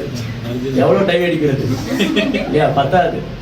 அப்போ இளமை முதுமை வந்தது எப்படி அறிகுறி வரும்? ஒருத்தருக்கு முதுமை வந்துருச்சுன்னு சொன்னா எப்படின்னா, முதல்ல இந்த காது பக்கத்துல ஒரு வெள்ளை முடி வரும், யாருக்கும் நிறைய பிச்சு விட்டுருவாங்க. அப்படி தலை சீவும் போது ரஜினி ஸ்டைல்லாம் பண்ணி தலை சீவிட்டு இங்க ஒரு வெள்ளை முடி வந்திருக்கும், யாராவது பாக்குறாங்களா பிச்சு விட்டுருவாங்க. ஆனா என்ன ஆயிரும், கொஞ்ச நாள் திரும்பி மறைக்கும், அப்புறம் டை போடணும். இப்படி நம்ம முதுமையை மறைக்க பார்க்குறோமே தவிர தீர்வு என்ன? முதுமைக்கான அடையாளம் என்ன? மரணம் வர்றதுக்கு முன்னாடி 4 அடையாளம் வரும். நம்ம மரணம் வர்றதுக்கு முன்னாடி நமக்கு 4 அடையாளம். முதல்ல தலைமுடியெல்லாம் வெள்ளையாக ஆரம்பிச்சிடும். இப்ப சின்ன வயசுலயே வெள்ளையாயிருது, அது 2வது. அது நார்மலா வயசானதான் தலைமுடியெல்லாம் வெள்ளையாகும். இப்ப சின்ன வயசுலயே வெள்ளையாயிடுது. அப்புறம் சின்ன வயசுலயே கண்ணாடி போட்டுறாங்க. சின்ன குழந்தைங்கலாம் கண்ணாடி போட்டிருக்காங்க. அப்ப என்னன்னா வயசாக கண் பார்வை போகும், உடம்புல உள்ள ஜாயிண்ட் எல்லாம் வலிக்க ஆரம்பிக்கும். இப்ப சின்ன வயசுலயே கையெல்லாம் வலிக்க ஆரம்பிச்சு. அப்ப என்ன அர்த்தம்? இப்ப எப்ப மரணம் வரும்னு யாருக்குமே தெரியாது, அவன் எப்ப இறந்து போறான்னு தெரியாது. நீங்க எல்லாம் ஒரு காலத்துல இந்த மாரடைப்புன்னு இருக்கு இல்லையா, ஹார்ட் அட்டாக் எப்போ வரும்? ஏதாவது 70 வயசு 80 வயசு 90 வயசுல நான் கேள்விப்பட்டிருக்கேன் என்னுடைய லைஃப்ல. ஆனா இப்ப பாருங்க 35 வயசுல ஹார்ட் அட்டாக் வந்து செத்து போறேன். ஹார்ட் அட்டாக் பண்ணுது. அப்புறம் ஸ்ட்ரோக் வர்றது இருக்கு இல்லையா, பக்கவாதம், அதெல்லாம் ஒரு காலத்துல வயசானவங்க தான் வரும். இப்ப சின்ன சின்ன பசங்களுக்கு ஸ்ட்ரோக் வந்துருது. இப்ப ஸ்ட்ரோக் வருது ஒரு நார்மல் டிசீஸ் ஆயிடுச்சு. பக்கவாதம் தானே, அதுக்கு பிசியோதெரபி பண்ணிக்கலாம், அது ஒரு சாதாரண வியாதி ஆயிடுச்சு. இப்ப இந்த மாதிரி இதெல்லாம் தான் வாழ்க்கையில பெரிய பிரச்சனை, தீர்க்க முடியாத பிரச்சனை ஜென்ம மிருத்து ஜரா வியாதி துக்க தோஷான தர்சனம். கிருஷ்ணர் சொல்றாரு, பிறப்பு இறப்பு முதுமை நோய். யாராவது பிறக்கும் போது நான் இந்த பூமியில் பிறந்து விட்டேன், யாராவது சந்தோஷமா சிரிச்சுட்டு பிறந்த ஒரு ஆள் இந்த கூட்டத்தில் இருக்கீங்களா சொல்லுங்க? எல்லாம் பிறக்கும் போது அழகு. அதான் பழைய சினிமா பாட்டுல பாருங்க, பிறக்கும் போதும் அழுகின்றான், பிறக்கும் போதும். இறந்து போகும்போது யாராவது நான் போயிட்டு யாராவது சந்தோஷமா போறாங்களா? ஐயோ நான் இறந்து போறேனே, என் பிண்டாட்டி என்ன ஆவா, என் புள்ள என்னவே, கஜானால என்ன ஆக போகுது, என்ன ஆகும், ஒரே ப்ராப்ளம் இல்லையா? சரி, யாருக்கா வயசாயிடுச்சு, ஆஹா very nice, I become very old, I very happy. Old age சந்தோஷப்படுறாங்களா? இல்ல நோய் ஒருத்தருக்கு கண்டினியூஸா லூஸ் மோஷன் போயிட்டே இருக்கு, அவர் ரொம்ப ஹாப்பியா இருக்கு, லூஸ் மோஷன் போயிட்டு இருக்கு, நோபடி வில் ஹாப்பி. யாருக்குமே சந்தோஷம் கிடையாது. அப்போ பிறப்பு இறப்பு முதுமை நோய் ப்ராப்ளம். இதுதான் பெரிய சிக்கல், பிரச்சனை. இது யாருமே விரும்புறது இல்லை, ஆனா வருது. யாராவது விரும்புவாங்களா? வயசாகணும், நோய் வரணும், இறந்து போகணும், யாரும் விரும்ப மாட்டாங்க, ஆனா வரும். அப்போ ஒரு நாள் இந்த அலெக்சாண்டரை பத்தி சொல்லுவாங்க. அலெக்சாண்டர் இந்த உலகத்தையே ஜெயிச்சாராம். உலகத்தை ஜெயிச்சோடனே அவர் இறந்து போறாரு. அப்ப என்ன சொல்றாருன்னா, அவர் ஒரு ரூல் கொண்டு வர தன்னுடைய செக்ரட்டரி எல்லாம் கூப்பிட்டு, நான் இறந்து போகும்போது இந்த உலகத்திலே பெஸ்ட் டாக்டர்ஸ் என்னுடைய பாடியை தூக்கிட்டு போகணும், என்னுடைய சவப்பெட்டி, அதனால சவப்பெட்டி பண்ணுவாங்க இல்லையா, இந்த கிறிஸ்டின்ஸ் எல்லாம் சவப்பெட்டியில வைப்பாங்க, பெட்டியில வச்சு போச்சிருவாங்க. அப்ப என்ன சொன்னாரா, என்னுடைய சவப்பெட்டியை சுடுகாட்டு யார் தூக்கிட்டு போனா, பெஸ்ட் டாக்டர் தூக்கிட்டு போகணும் சொன்னேன். இந்த உலகத்திலே பெஸ்ட் டாக்டர் கூப்பிடுங்க, அவங்க தான் என்னுடைய சவப்பெட்டியை தூக்கிட்டு போகணும். அதுக்கப்புறம் என் சவப்பெட்டிக்கு 2 சைடு கை வெளியில இருக்கிற மாதிரி இருக்கணும், அந்த ஹோல்ட் பண்ணி என் கையை வெளியில விட்டுருங்க, வெளியில இருக்கணும். எல்லாருக்கும் புரியல, என்னடா இப்படி ஒரு ராஜா இந்த மாதிரி ரூல் போடுறாரு. அவர் இறந்து போகும்போது சவப்பெட்டி வந்து பெரிய டாக்டர்ஸ் தான் வந்து கேரி பண்ணி போகணும்னு சொல்றாரு, கையெல்லாம் வெளியில வச்சுக்கணும்னு சொல்றாரு. ஏன் சொன்னார் அப்படி? ஏன்னா அலெக்சாண்டர் சொல்றானா, எனக்கு மரணம் வரதை இந்த மாதிரி உலகத்திலே கிரேட் டாக்டரால கூட ஸ்டாப் பண்ண முடியாது. இந்த உலகத்துல எவ்வளவு பெரிய டாக்டர் ஸ்பெஷலிஸ்ட் இருந்தாலும், கேன்சர் ஸ்பெஷலிஸ்ட், திஸ் ஸ்பெஷலிஸ்ட், நிறைய ஸ்பெஷலிஸ்ட், அவங்க கூட என்னை காப்பாற்ற முடியாது இல்லையா? உயிர் போகும்போது எப்பேற்பட்ட ஸ்பெஷலிஸ்ட் வந்து ட்ரீட்மெண்ட் கொடுத்தாலும் அவ்வளோதான், ஃபினிஷ், உயிர் போயிடும். அதுக்கப்புறம் அலெக்சாண்டர் த கிரேட் எம்பரர் இந்த உலகத்தையே ஆண்டாரு, ஒரு பைசா கையில் எடுத்துட்டு போல, வெறும் கையோட தான் போனார். பார்த்தீங்களா, இது அவருடைய ரியலைசேஷன். அவர் சொன்னாரு, நான் கொண்டு வரும்போது எதுவுமே கொண்டு வரல, நான் எதுவும் கொண்டு போல, என்னை தூக்கிட்டு போனது பெரிய டாக்டர்ஸ், அவங்களால கூட என்னை காப்பாற்ற முடியல. அப்போது இதுதான் நம்ம உண்மை, யதார்த்தம். இதுதான் யதார்த்தம். என்னது? நம்மளை வந்து மரணத்திலிருந்து யாராலும் காப்பாற்ற முடியாது, வயோதிகத்திலிருந்து யாராலும் காப்பாற்ற முடியாது, நோயிலிருந்து யாராலும் காப்பாற்ற முடியாது.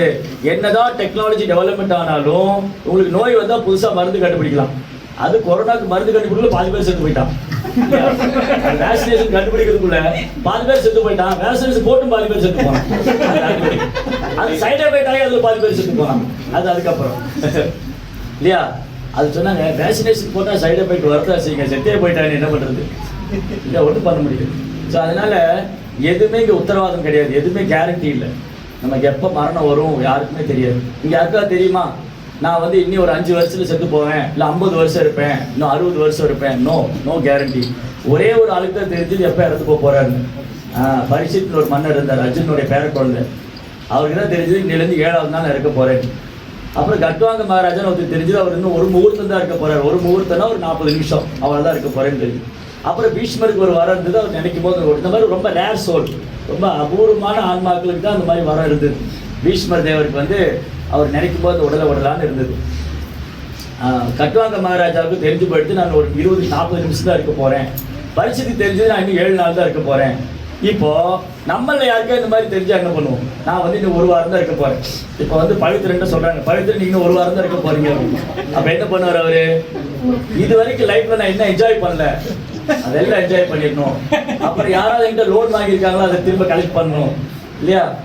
இந்த கல்யாணம் பண்ணிடணும். 1 வாரத்துக்கு இருக்க போகிற ஏங்க கல்யாணம், ஏங்க நீங்கள் அது 1 வாரத்தில் பிரம்மச்சாரி ஆசிரமம் போய் சேர்ந்து ஆசீர்வாதம் பண்ணுங்க. ஆகும், கஷ்டமாயிடும். அப்புறம் அதுதான் சொல்லுவாங்க, மேரேஜ் பண்ணும்போது எல்லாம் ஒரு தடவை சிரிச்சுக்கங்கன்னு சொல்லுவாங்க. இந்த ஹஸ்பண்ட் ஒய்ஃப் வந்து மேரேஜ் பண்ணும்போது நல்லா சிரிச்சுக்கங்க அப்படிம்பாங்க. ஏன்னா அதுக்கப்புறம் சிரிக்க முடியுமான்னு தெரியாது. ஆமாம், கடைசியாக ஒரு தடவை சிரிச்சுக்கங்கன்னு சொல்லுவாங்க. ஆமாம், அதில் நீங்கள் பார்த்தீங்கன்னா இதெல்லாம் உலகத்துக்கு நடக்கிற விஷயம் தான், நான் புதுசாக ஒன்றும் சொல்லலை. லவ்வராக இருக்கும்போது ரொம்ப குச்சுன்னு பேசிக்குவாங்க, கல்யாணம் பண்ணது ஒரு வீட்டுக்கே வர மாட்டேன். அதே 2 பேர் தான் இல்லையா? லவ்வராக இருக்கும்போது ஐயோ உன்னை பார்க்காம இருக்க முடியல, நீ எப்போ நம்ம மீட் பண்ண போகிறோம், எங்கே மீட் பண்ண போகிறோம், என் ஃபோனே பண்ணலையே, இப்போதானே ஃபோன் பண்ணேன், கொஞ்ச நேரம் ஃபோன் வெடிக்கிற அளவுக்கு பேசியிருப்பாங்க. அது சார்ஜ் போய் காது வந்து பிளட் வரைக்கும் பேசியிருப்பாங்க. ஆனால் என்ன சொல்லுங்க, ஐயோ நீ இப்போதானே கால் பண்ணேன், அப்படி நடக்கும். ஆனால் அதே 2 பேருக்கு மேரேஜ் ஆனதுக்கு அப்புறம் பார்த்தீங்கன்னா, ஐயோ ஆஃபீஸ் முடிஞ்சு வீட்டுக்கு போகணுமா, இல்லை சென்டரில் போய் ஏதாவது சர்வீஸ் பண்ணிட்டு பண்ணணுமா. கல்யாணத்துக்கு முன்னாடி கூட்ட வர மாட்டாரு, கல்யாணம் பண்ணதுக்கு அப்புறம் பிரபு ஏதாவது சர்வீஸ் இருக்கா, அப்புறம் ஒய்ஃப்ட ஃபோன் பண்ணி நீ டெம்பிளில் சர்வீஸ் இருக்கு, நீ சாப்பிட்டு படுத்துருமா இல்லையா? ஸோ அதான் லைஃப்பில் நடக்கக்கூடியதெல்லாம் கேட்டுக்கிட்டு. ஸோ என்னாச்சு, இப்போ பகவத்கீதைக்கு வருவோம். அப்போது பகவத்கீதையின் முதல் பாடமே வந்து இந்த உடல் எல்லாம், அதுக்கப்புறம் கிருஷ்ணர் வந்து பரமாத்மா, இந்த உலகத்தில் வந்து இந்த உலகம் எப்படி படைக்கப்பட்டது. இப்போ இந்த அத்தியாயத்தில் கிருஷ்ணர் இந்த உலகத்தை எப்படி படைச்சார், இப்போ கிருஷ்ணர் யாரு, அவர் வந்து யாருன்னு பகவத்கீதையில் அவரே சொல்கிறார். பகவத்கீதையில் கிருஷ்ணர் யாருன்னு அவரே சொல்கிறாரு. இதில் 2ஆம் ஸ்லோகம் இருக்குது, இந்த அத்தியாயத்தில் 2ஆம் ஸ்லோகத்தில் சொல்கிறாரு, நமே விது சுரகனா பிரபவம் ந மகர்ஷேக அகம் ஆதிர்கி தேவானா மகர்ஷினாம் சர்வசக.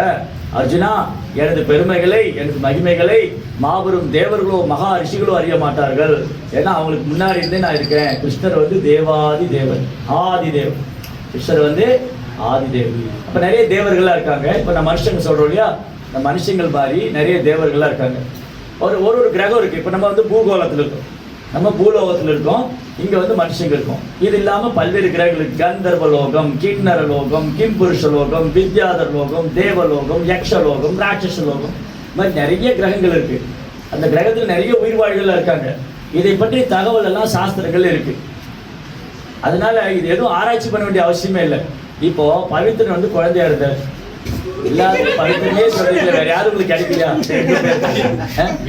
விக்னராஜ் வந்து குழந்தையா இருந்தாரு. இப்பவும் குழந்தையா தான் இருக்கு, குழந்தைதான் இருக்கு. ஸோ விக்னராஜ் வந்து குழந்தையா இருந்தாரு. அப்போ வந்து அவருக்கு அப்பா யாரு தெரியும், எப்படி தெரியும் அவருக்கு? விக்னராஜுக்கு அப்பா யாருக்கு எப்படி தெரியும்? அவங்க அம்மா சொல்லி கொடுத்தாங்க. இவர் தான் அப்பா அப்பான்னு சொல்லி, அப்பா மடியில் போய் உட்காரு, அப்பா வந்து அப்பா அவனுக்கு ஸ்வீட் வாங்கிட்டு வந்திருக்காரு எல்லாம் சொல்லி கொடுத்து அப்பா வந்து மைண்டில் ரெஜிஸ்டர் பண்ணிடுவார் இல்லையா? விக்னராஜ் என்ன பண்ணாரு, நான் ஏன் எங்கள் அம்மாட்ட கேட்டு நான் ஆராய்ச்சி பண்ணுறேன் என் அப்பா யாருன்னு சொல்லி போனேன். அப்போ லைஃப் லாங் ஆராய்ச்சி பண்ணால் தெரிஞ்சுக்க முடியாது இல்லையா? அதுக்கு ரொம்ப எளிமை என்னது, அப்பா அம்மாட்ட கேட்ட சொல்லிட்டு போறா இவர் தான் அப்பான்னு. அது ஆராய்ச்சியெல்லாம் பண்ணி தெரிஞ்சுக்க வேண்டாம். அந்த மாதிரி படைப்பை பற்றி ஆராய்ச்சி பண்ணி தெரிஞ்சுக்க வேண்டிய அவசியம் இல்லை. ஏற்கனவே சாஸ்திரத்தில் சொல்லியிருக்கு. எப்படி படைக்கப்பட்டது, அது நியாயம் போய் ஆராய்ச்சி பண்ணி டைம் வேஸ்ட் பண்ணும். அப்போ பிரபுபாத் என்ன சொல்றாரு, சயின்டிஸ்ட் வந்து ரிசர்ச்சுங்கிற பேர்ல மில்லியன்ஸ் ஆஃப் க்ரோர்ஸ் ஆஃப் ருபீஸை வேஸ்ட் பண்றாங்கன்னு சொல்றாரு. கோடிக்கணக்கான ரூபாய். அங்க சந்திர மண்டலத்துக்குள்ள போக முடியுமா, அங்க உயிர்வாழ் இருக்காங்களா, ஏன் முதல்ல அங்க போகணும்னு கேட்டாரு பிரபுபாத். என்ன கேட்டாரு, சந்திர மண்டலத்துக்கு ஏன் போகணும், ஏன்னா இந்த பூமியில வாழ முடியாதுங்கிற நிலைமை உருவாக்கிட்டோம். சுத்தமான தண்ணி கிடையாது, தண்ணி காசு கொடுத்து வாங்குறோம், சுத்தமான காற்று கிடையாது, இங்க வாழ முடியல. அதனால இந்த பூமியை தான் நாசம் பண்ணிட்டோம், அடுத்து சந்திரனையும் போய் நாசம் பண்ணிட்டாமா, அதுதான் அடுத்த பிளான் இல்லையா? இங்கதான் வீணா போயிட்டோம், அடுத்தது அங்க போய் அதுல போயிட்டு வந்து அங்க கல்லு தான் இருந்தது, மண்ணு தான் இருந்தது. பிரபுபாத் இப்போ அங்க எங்கேயோ போயிட்டு வந்து அங்க போவே இல்லைன்னு, சந்திர மண்டலத்துக்கு போவே இல்லை. அதுல எப்படி, அதாவது பிரபுபாத் என்ன சொல்றாரு, சந்திர மண்டலம் வந்து ஒரு தெய்வீகமான கிரகம். அந்த மூன் காட் இருக்கார் சந்திர தேவன், அவர் வந்து இங்குள்ள தாவரத்துக்கெல்லாம் அவர் தான் இன்சார்ஜ். இங்க வந்து தாவரங்கள் என்ன பண்ணுன்னா ராத்திரி தான் வந்து ஆக்சிஜன் சுவாசிக்கும். இது சயின்ஸ் ஆக்சுவலி பாருங்க. ஸ்பிரிச்சுவல் இல்லைன்னா சயின்ஸே கிடையாது. நிறைய பேர் நினைச்சுக்காங்க ஸ்பிரிச்சுவல் ஒன்றும் கிடையாது, சயின்ஸ் தான் எல்லாம் நினைச்சிட்டு இருக்காங்க, அவங்க முட்டாள்கள். ஆனா ஆன்மீகம் இல்லைன்னா அறிவியல் கிடையாது. அறிவியலுக்கு ஆதாரம் ஆன்மீகம் தான். எப்படின்னா ரொம்ப சிம்பிள். நம்ம எல்லாம் காலையில் ஆக்சிஜன் சுவாசிக்கிறோம் இல்லையா? ஆக்சிஜன் சுவாசிக்கிறோம், கார்பன் டை ஆக்சைடு வெளியே வரும். தாவரங்கள் என்ன பண்ணுது, அது வந்து ஆக்சிஜன் எடுத்துக்கிட்டு கார்பன் டை ஆக்சைடு ஆக்சிஜன் எடுத்துக்கிட்டு, அப்போ இதுக்கு ஆக்சிஜன் எங்கேருந்து கிடைக்குது, அது வந்து சந்திரன், அதான் மூன் காட் தான் இன்சார்ஜ். அப்போ இந்த பூமியில் இருக்கிற பிளான்ஸ்க்கே வந்து, இந்த பூமியில் இருக்கிற தாவரங்களுக்கே சந்திரன் இன்சார்ஜாக இருக்கும்போது அவருடைய பூமியில் மட்டும் எப்படி ஒன்றும் இல்லாமல் கல்லு மண்ணு மட்டும். அப்போ அங்கேயும் உயிர்வாழிகள் இருக்காங்க. அங்கேயும் அது ஒரு டிவைன், அது ஒரு தெய்வீகமான உலகம், அது ஒரு உயர்ந்த கிரகம். அங்கே போகணும்னு சொன்னால் இப்படி ராக்கெட் எல்லாம் போக முடியாது. அங்கே போகணும்னு சொன்னால் அதுக்கு நிறைய புண்ணியம் பண்ணணும். இந்த பூமியில் யாரும் ரொம்ப புண்ணியம் பண்ணாங்கன்னா சந்திர மண்டலத்துக்கு போகலாம், சூரிய மண்டலத்துக்கு போகலாம், அவங்க விரும்புகிற கிரகத்துக்கு போகலாம், ரொம்ப புண்ணியம் செஞ்சாங்கன்னா. அப்போது இங்கே முக்கியமான விஷயம் என்னன்னு சொன்னால், எண்ணற்ற பிரபஞ்சங்கள் இருக்குது, நிறைய கிரகங்கள்லாம் இருக்குது, அதில் நிறைய உயிர்வாழிகள்லாம் இருக்காங்க. இது இப்போ கிருஷ்ணர் என்ன சொல்கிறாரு, பகவத்கீதை முழுவதுமே என்ன ஒரு முதல் பாயிண்ட் என்னன்னா, படைப்பாளின்னு ஒருத்தர் இருக்காரு. இப்ப எப்படி நீங்க உறுதி பண்ணுவீங்க படைப்பாளின்னு ஒருத்தர் இருக்காருன்னு சொன்னா? இப்போ வந்து சொல்லலாம் நேச்சர்னு சொல்லலாம். நேச்சர் வந்து நேச்சரா ஒர்க் ஆகுது, இயற்கை தானே இயங்குது, படைப்பாளின்னு ஒருத்தர் கிடையாது இல்லையா? ஒருத்தர் வந்து கிளைம் பண்ணலாம், ஒருத்தர் வந்து நம்மகிட்ட ஆர்கியூ பண்ணலாம். உங்க ஃப்ரெண்ட்ஸோ, உங்க ஃப்ரெண்டு யாரோ, ரிலேட்டிவ், சொந்தக்காரங்க, நண்பர்கள் யாரோ கடவுள் மேல் நம்பிக்கை இல்லாமல் இருக்கலாம், இல்லை கடவுள் மேல் நம்பிக்கை இருந்தாலும் அவங்களுக்கு தெரியாமல் இருக்கலாம். அவங்க சொல்லலாம் இயற்கை தானா இயங்குது, அது யாரும் உற்பத்தி பண்ணல. அப்போ என்ன பதில் சொல்லுவீங்க? இயற்கை எப்படி தானே இயங்குது இல்லையா? இயற்கை வந்து தானே இயங்காது. படைப்பு என்று ஒன்று உண்டு என்றால் படைப்பாளி என்று ஒருவர் உண்டு. there is a creation, there must be a creator இல்லையா? இப்போ இது ஒரு பொருள் இருக்கு, இதுக்கு ஒரு கிரியேட்டர் இருக்கு இல்லையா? நான் பார்க்கல, ஆனால் நான் சொல்லி தானா வந்து சொல்ல முடியுமா இல்லையா? இப்போ சரியா, இப்போ இந்த ஃபேன் ஓடிட்டு இருக்கு, அந்த குழந்தை வந்தாரு, அந்த குழந்தை ஃபேன் தானா ஓடுதுன்னாரு, ஆனால் நான் சுவிட்ச் ஆன் பண்ணியிருக்கேன், சுவிட்ச் ஆஃப் பண்ணேன். அப்போ வந்து உங்க பேர் மறந்துட்டேன், விக்னராஜ் சுவிட்ச் ஆன் பண்ணாரு, சுவிட்ச் ஆஃப் பண்ணாரு. விக்னராஜ் சுவிட்ச் ஆன் பண்ணல, ஆஃப் பண்ணலைன்னா இந்த ஃபேன் ஓடாது. இப்போ நான் இங்கே ரெக்கார்டிங் போட்டிருக்கேன், இது ஆட்டோமேட்டிக்காக ரெக்கார்ட் ஆகிடுது, ஆனால் நான் தான் சுவிட்ச் ஆன் பண்ணியிருக்கேன், ரெக்கார்டிங் முடிஞ்சு நான் ஆஃப் பண்ணுவேன் இல்லையா? அப்போது இது வந்து ஒரு மெட்டீரியல், இது material spirit, matter and spirit ரெண்டு இருக்குது, பௌதிகம் ஆன்மீகம். பௌதிக ஆன்மீகத்துக்கு என்ன வித்தியாசம்? இது பௌதிகம், இந்த ஃபேன் வந்து ஒரு பௌதிகம்.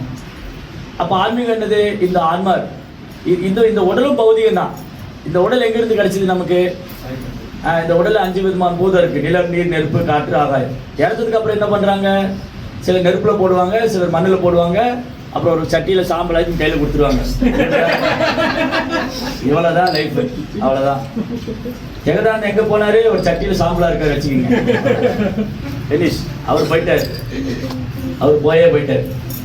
எனக்கு ஒரு எங்கள் அம்மா ஃபோன் பண்ணாங்க, ஏதோ பிஸியாக ஏதோ சர்வீஸ் பண்ணிட்டு இருந்தேன். ஃபோன் வந்தது, என் அம்மாவோட ஃபோன் எடுத்துட்டு, அவன் அத்தை போயிட்டாடா, நான் எங்கே போனான்னு கேட்டேன். அத்தை போயிட்டாடா, என்னடா அத்தை போயிட்டாங்க, எங்கே போனான்னு கேட்குறீங்க? எங்கே போனான்னு கேட்டேன். அவள் கைலாசத்துக்கு பட்டி பின்னாடி போய் பார்த்தியான்னு கேட்டேன். அவள் கைலாசத்துக்கு போயிட்டாடாண்ணா. அவள் கைலாசத்துக்கு போன நீ பின்னாடி போய் பார்த்தேன்னு கேட்டேன். ஏன்னா அப்படி விளையாடுறேன்னா, முதல்ல அத்தை என்ன காரியம் பண்ணா? அவள் சிவபெருமான் நினைச்சாலா? வெளியே எப்படி கைலாசத்துக்கு போனது? இவ்வளோ நாள் அத்தை என்ன பண்ணா? அதை சொல்லி எங்கே போனா நான் சொல்றேன். அத்தை என்ன பண்ணான்னு சொல்லு, அவன் எங்க போயிருக்கா நான் சொல்றேன். சரிங்களா? அப்போ எதை தீர்மானிக்குது? நம்ம எங்க போவோம் அப்படிங்கிறத நம்முடைய செயல் வினைகள் தான் தீர்மானிக்குது. அப்போ பகவத்கீதை கர்மா பத்தி கிருஷ்ணர் சொல்றாரு. நம்ம என்ன செயல் பண்றோமோ அதற்கான வினை. நம்ம நிறைய புண்ணியம் செஞ்சோம்னு சொன்னா நல்ல மனித உடல் மனித உடல் எடுத்துக்கலாம், இல்ல தேவதையோட உடல்ல பிறக்கலாம், கந்தர்வ உடலுக்கு போகலாம். அது புண்ணியத்தை பொறுத்து இருக்கு. அப்படியே மனிதனா பிறந்திருந்தா கூட சிலர் மனிதனா பிறந்து நடுத்தரவங்க கஷ்டப்படுறவங்க இருக்காங்க, சாப்பாடு இல்லாம, துணிமணி இல்லாம. ஈவன் ஒரு நாயா பிறக்கிறதுக்கு பாக்கியம் பண்ணிருக்கணும். பணக்கார வீட்டுல நாயா பிறகு இந்த தெரு நாய் என்ன பண்ணுவோம்? யாராவது ரொட்டி போடுவாங்களான்னு பார்த்துட்டு இருக்கோம். பணக்கார வீட்டு நாயை பப்பின்னு பக்கத்துல உட்கார வச்சுட்டு அதை குளிக்க வச்சு அதுக்கு பிஸ்கட் எல்லாம் கொடுத்து, டாக் ஷோ இருக்கு, டாக் எக்ஸிபிஷன் இருக்கு, டாக் ரேஸ் இருக்கு, thousands of rupees ஸ்பெண்ட் பண்ணுவாங்க. அப்ப நாயா போனாலும் பணக்கார வீட்டுல நாயா போகிறது கொடுப்பனை இருக்கணும். கரெக்டா? அதுதான் டிஃபரன்ஸ். அப்போ நம்மளுடைய செயல் வினை தான் தீர்மானிக்குது நம்ம என்ன ஆக போறோம். இப்போ பகவத்கீதை கிருஷ்ணா ஆத்மா பத்தி சொல்றாரு, பரமாத்மா பத்தி சொல்றாரு. அவர் சொல்றாரு, இந்த உலகத்தை நான் தான் படைத்தேன், எல்லாம் என்னிடமிருந்தே தோன்றியது. பகவத்கீதை 10ஆம் அத்தியாயம். இது எத்தனாவது ஸ்லோகம்? 6ஆம் ஸ்லோகம். இனி அடுத்து 2 ஸ்லோகத்துல கிருஷ்ணர் சொல்வார், அகம் சர்வஸ்ய பிரபவோ மத்தக சர்வம் பிரவர்த்ததே இதி மத்வா பஜதே மா புதாபாவ சமன்விதா. இந்த ஜட உலகம் ஆனாலும் சரி, ஆன்மீக உலகம் ஆனாலும் சரி, எல்லாமே எங்கிட்ட இருந்தா தோன்றுது, நான் தான் படைச்சேன். இதுக்கு முன்னாடி 2 அத்தியாயத்துக்கு முன்னாடி கிருஷ்ணன் சொல்லிட்டாரு, என்னை விட உயர்ந்த உண்மை இல்லை. மத்த பரதரம் நான் அந்யத் கிஞ்சிதஸ்தி ஜனம் ஜெயா மை சர்வமிதம் புரோதம் சூத்ரே மணிகனாய்வ. நூலில் முத்துக்கள். இப்போ நான் ஒரு துளசி மாலை போட்டிருக்கேன். இந்த துளசி மாலையில துளசி மணிகள்லாம் இருக்கு. என் கண்ணுக்கு துளசி மணி தான் தெரியுது, ஆனால் பின்னாடி ஒரு சின்ன நூல் இருக்கு. அந்த நூல் தான் இந்த துளசி மணியை பிடிச்சிக்கிட்டு இருக்கு. ஆனா பார்க்கும்போது தெரியல, ஆனா அது இருக்கு. அந்த நூல் தான் இந்த துளசி மணியை தாங்கிட்டு இருக்கு. அந்த மாதிரி இங்க காணக்கூடிய அனைத்தும் இறைவன் தாங்கி கொண்டிருக்கிறார். நம்ம பார்க்காதனால இல்லைன்னு ஆயிரு, நம்ம உணராதனால இல்லைன்னு ஆயிரு. ரைட்? தமிழ்நாட்டில் ஒரு பைத்தியம் இருந்தாரு, அவர்கிட்ட கேட்டாங்க கடவுள் இருக்கா? கடவுள் இருக்காருன்னு யார்கிட்ட கேட்கணும்? சாதுக்கள்கிட்ட கேட்கணும், சாஸ்திரம் படிச்சவங்கள்ட்ட கேட்கணும், பண்டிதர்கிட்ட கேட்கணும், துறவிகள்கிட்ட கேட்கணும். ஒரு சினிமா நடிகர்கிட்ட போய் கேட்டாங்க கடவுள் இருக்கா? அவர் சொல்ற கடவுள் இருக்கா இல்லைன்னு சொல்லல, இருந்தா நல்லா இருக்கும். அப்ப அதை வந்து கீழ்பாக்குறதுக்கு வேண்டியது அர்த்தம். கடவுள் நான் இல்லைன்னு சொல்ல, இருந்தா நல்லா இருக்கும். நீங்க கூட கீழ்பாத்துல இருந்தா நல்லா இருக்கும் நான் சொல்லுவேன். நீங்க கூட கீழ்பாக்கத்துல இருந்தா நல்லா இருக்கும். கீழ்பாக்கம் தெரியுமா? அங்க ஃபேமஸ் வந்து மென்டல் ஹாஸ்பிட்டல். ஆமா, இந்த மாதிரி இருக்கிறவங்க கேட்டா அவங்க என்ன சொல்லுவாங்க? இப்படிதான் சொல்லுவாங்க. அவருக்கு 1008 followers, thousands of followers, lakhs of followers. அப்ப கலியுகத்துல வந்து யாரை பின்பற்றணும்னு தெரியல. யாரை பின்பற்றணும், யார்கிட்ட இருந்து என்ன கேட்கணும், யார்கிட்ட என்ன கேள்வி கேட்கணும். வாங்க, வெல்கம். ஸோ யார்கிட்ட என்ன கேட்கணும்னு தெரியாது இல்லையா? இப்போ வந்து நீங்க என்ன பேர் சொல்றீங்க? வெட்டினரி படிக்கிறீங்களா, முடிச்சிட்டீங்களா? என்ன படிக்கிறீங்க? டிப்ளமோ படிக்கிறீங்க. என்ன சப்ஜெக்ட் எடுத்துருக்கீங்க? Program engineering. அதில் என்னென்ன சப்ஜெக்ட் இருக்கு ப்ரோக்ராமில்? நிறைய லாங்குவேஜ் இருக்கு. அப்போ 2-3 சொல்லுங்க. C++, ஜாவா, C++, அப்புறம் வேற எது இருக்கு? அப்போ விக்னராஜ் வந்து C++ அந்த டீச்சர்கிட்ட போய் கேட்கணும். அவர் ஜாவா டீச்சர்கிட்ட போய் C++ சொல்லுன்னா உனக்கு பைத்தியமான்னு கேட்பாங்க இல்லையா? நீ அந்த டீச்சர்கிட்ட போய் கேட்கணும் இல்லையா?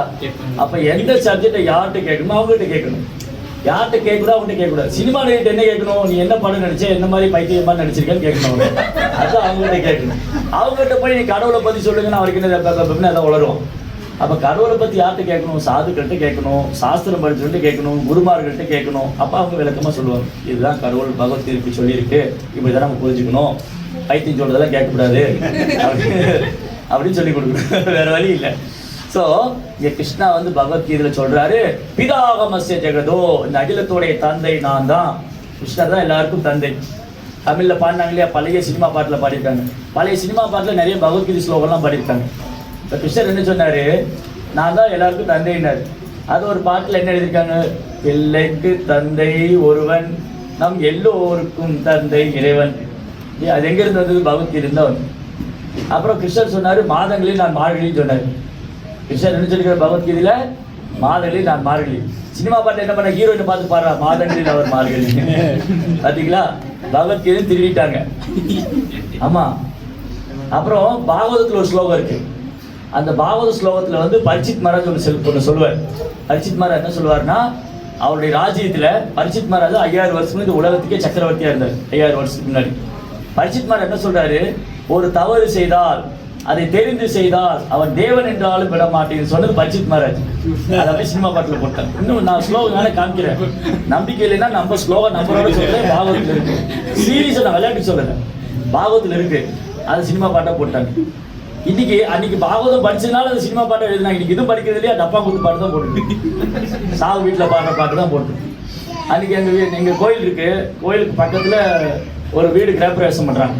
நீங்கள் வீடு கிரகப்பிரவேசம் என்ன பண்ணுவீங்க, ஏதோ ஒரு சாமி பாட்டு போடுவீங்க இல்லையா, ஏதாவது விஷ்ணு சாஸ்திரநாமம் இல்லாட்டி ஏதோ கணபதி ஸ்தோத்திரம். அது இவன் வந்து வீடு கிரகப்பிரவேசம் பாட்டு போட்டா பாருங்க, மரணம் மரணம் மாசு பாவி மரண பாட்டு போட்டிருக்கேன். வீடு கிரகப்பிரவேசம், வீடு கிரகப்பிரவேசத்துக்கு மரணம் மரணம் மாசு மரணம் பாவி நல்ல காரியம் பண்றீங்களா, அதுல போய் மரண மாசு பண்றீங்க. அதுல இன்னும் ரொம்ப புத்திசாலிகளா இருக்காங்க. என்ன பண்ணுவாங்கன்னா, ஃபர்ஸ்ட் எடுத்துட்டு முதல் பாட்டு போடுவாங்க, 9 கோலும் ஒன்றாய் காண பிள்ளையார் பட்டி வாருங்கள். ஃபர்ஸ்ட் பாட்டு நல்ல மங்களமா இருக்கும். அடுத்த பாட்டு பாத்தீங்க, அப்படி போடு போடு. அடுத்த நிமிஷம் அவங்க வாழ்க்கையில சினிமாவை நீங்க பிரிக்கவே முடியாது. மரண வீடா இருந்தாலும் சினிமா, கல்யாண வீடா இருந்தாலும் சினிமா, கிரகப்பிரவேசம் இருந்தாலும் சினிமா, எல்லாமே சினிமா. அது மாதிரி லைஃப்ல நீங்க நிறைய பார்க்கலாம். இதெல்லாம் ப்ராக்டிகலா நடந்துட்டு. அப்ப என்ன சொல்றாரு கிருஷ்ணா வந்து, நான் தான் இந்த அகிலத்துடைய தாய் தந்தை முன்னோன் காப்பவன், பீஜமாம் சர்வபூதானம், இந்த அகிலத்துடைய விதையும் நானே சொல்றேன். இப்போ ஒரு விதை இருந்தால் தானே அந்த செடி முளைக்கும். அப்ப இந்த பூமி இயங்குதுன்னா, இப்போ இந்த உடல் இயங்குது. இந்த உடல் எப்படி இயங்குது, இந்த உடல் ஆன்மா இருக்கிறதுனால இயங்குது. அப்போ பிரபஞ்சம் எப்படி இயங்குது, பரமாத்மா இருக்கிறதுனால இயங்குது. இந்த சிறு ஆத்மா இந்த உடலை இயக்கி கொண்டிருக்கிறது, பரமாத்மா பிரபஞ்சத்தையே இயக்கி கொண்டிருக்கு. இப்போ வித்தியாசம் புரியுதா? இப்போ நாமளும் கண்டுபிடிக்கிறோம். இப்போ வந்து ஒரு எலக்ட்ரீஷியன் என்ன பண்ணாரு, நிறைய லைட்டு கண்டுபிடிச்சார். பாரு ஒரு எவ்வளோ லைட் இருக்கு பாருங்க, இந்த ரூம்லேயே கிட்டத்தட்ட ஒரு 10 லைட் போட்டிருக்கு. அப்போ பிரபுபார் கேட்டார். பிரபுபார் என்ன கேள்வி, பிரபுபார் வந்து நீங்க சாதாரணமாக நினைக்கிறீங்க, பிரபுபார் என்ன சொன்னாருன்னா, we are not scientists but we can challenge scientists. நான் விஞ்ஞானி கிடையாது, நான் விஞ்ஞானிக்கு சவால் விடுவேன். Because Krishna with us, Krishna எங்க கூட இருக்காரு. அவர் என்ன சொன்னாரு, okay now you are following modern science. Okay சொன்னாரு, நீங்க கடவுளோடு போட்டி போடுறீங்க, யூஆர்ஆல் நீங்க வந்து கடவுளோட வந்து நீங்க போட்டி போடுறீங்க, கடவுள் இல்லைன்னு சொல்றீங்க. சரி ஓகே, நீங்க வந்து உங்க சயின்டிஸ்ட் வந்து நிறைய லைட் கண்டுபிடிச்சிருக்காரு, ஏன் இவ்வளவு கஷ்டப்படணும்? நிறைய லைட் கண்டுபிடிச்சு அதுக்கு எலக்ட்ரிசிட்டி கனெக்ஷன் எடுத்து, நீங்க இந்தியாவில் எலக்ட்ரிசிட்டி கனெக்ஷனுக்கு ரொம்ப கஷ்டம், மலேசியாவில் எப்படின்னு தெரியாது.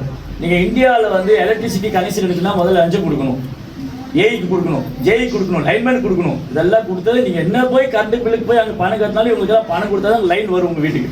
இல்லாட்டி கரண்ட்டை நீங்கள் அப்படியே வெளியிலேருந்து பார்த்துக்க வேண்டியதான், கம்பியை பார்த்துக்க வேண்டியதான். சரி, அப்போ பாருங்க, ஒரு லைட் எடுக்கிறதுக்கு இவ்வளோ எனர்ஜி செலவாகுது, அதுக்கு ஏன் உங்கள் விஞ்ஞானி ஒரு சூரியனை கிரியேட் பண்ணக்கூடாதுன்னு கேட்டேன்.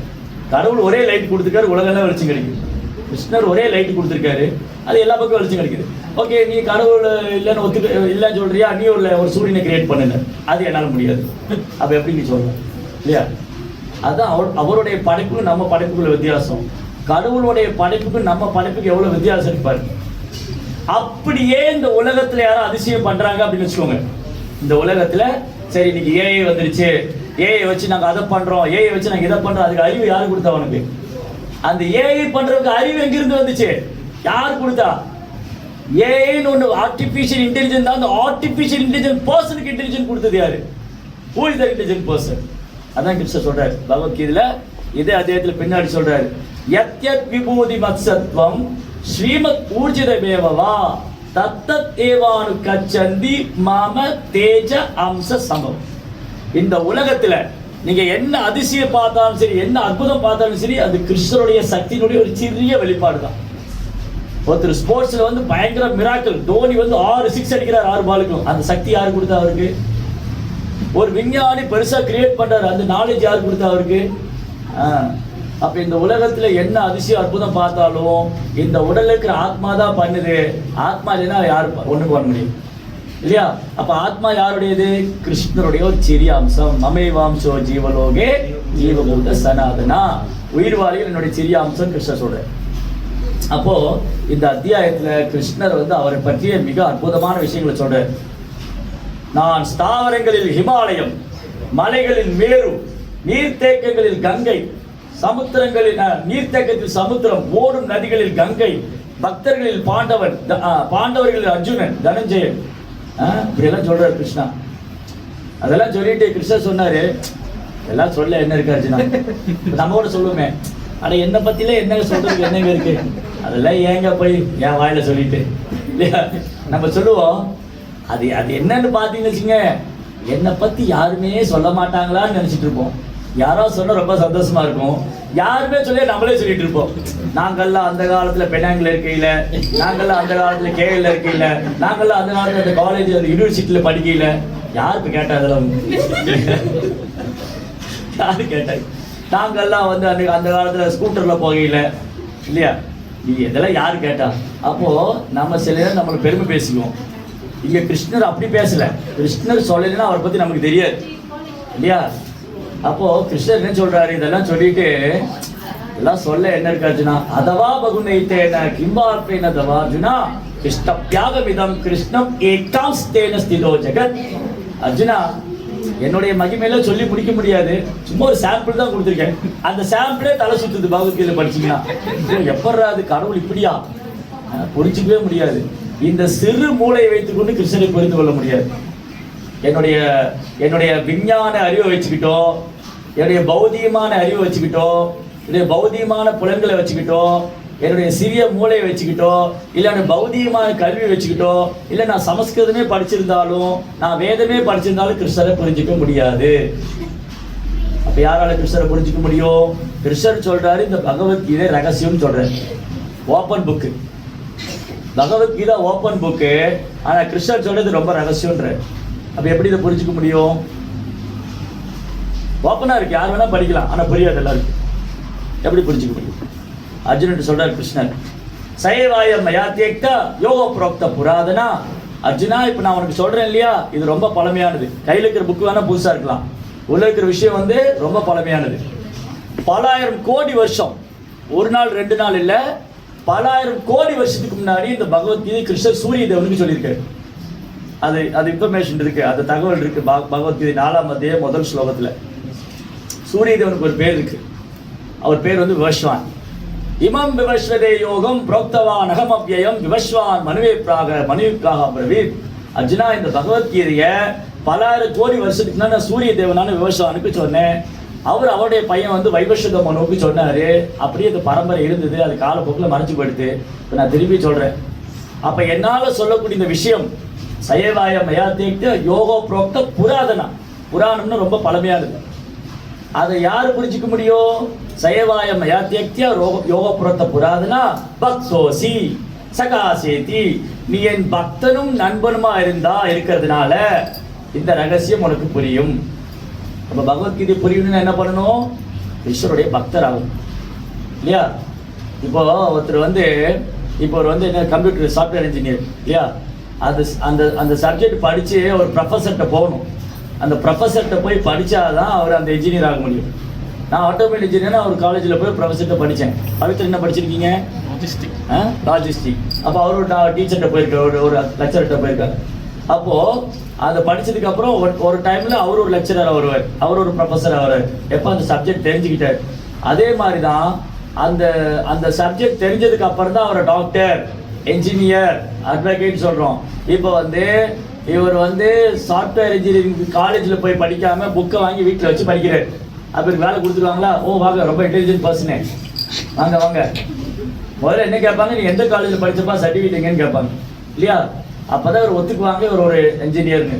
நான் இல்லைங்க அதே புக்கு தாங்க, எல்லா புக்கும் ஒன்று தாங்க, நான் வீட்டில் உட்காந்து படிச்சேங்க, அதை உங்களோடய வச்சுக்கோங்க இல்லையா? அது வரதுக்கு உதவாது. அப்போ நான் ஒரு என்ஜினியர் ஆகணும்னா அந்த இன்ஜினியரிங் காலேஜில் போய் படிக்கணும், ஒரு லெக்சரர்கிட்ட ட்ரைனிங் எடுத்துக்கணும், அதுக்கப்புறம் நான் ஒரு இன்ஜினியர் ஆவேன்.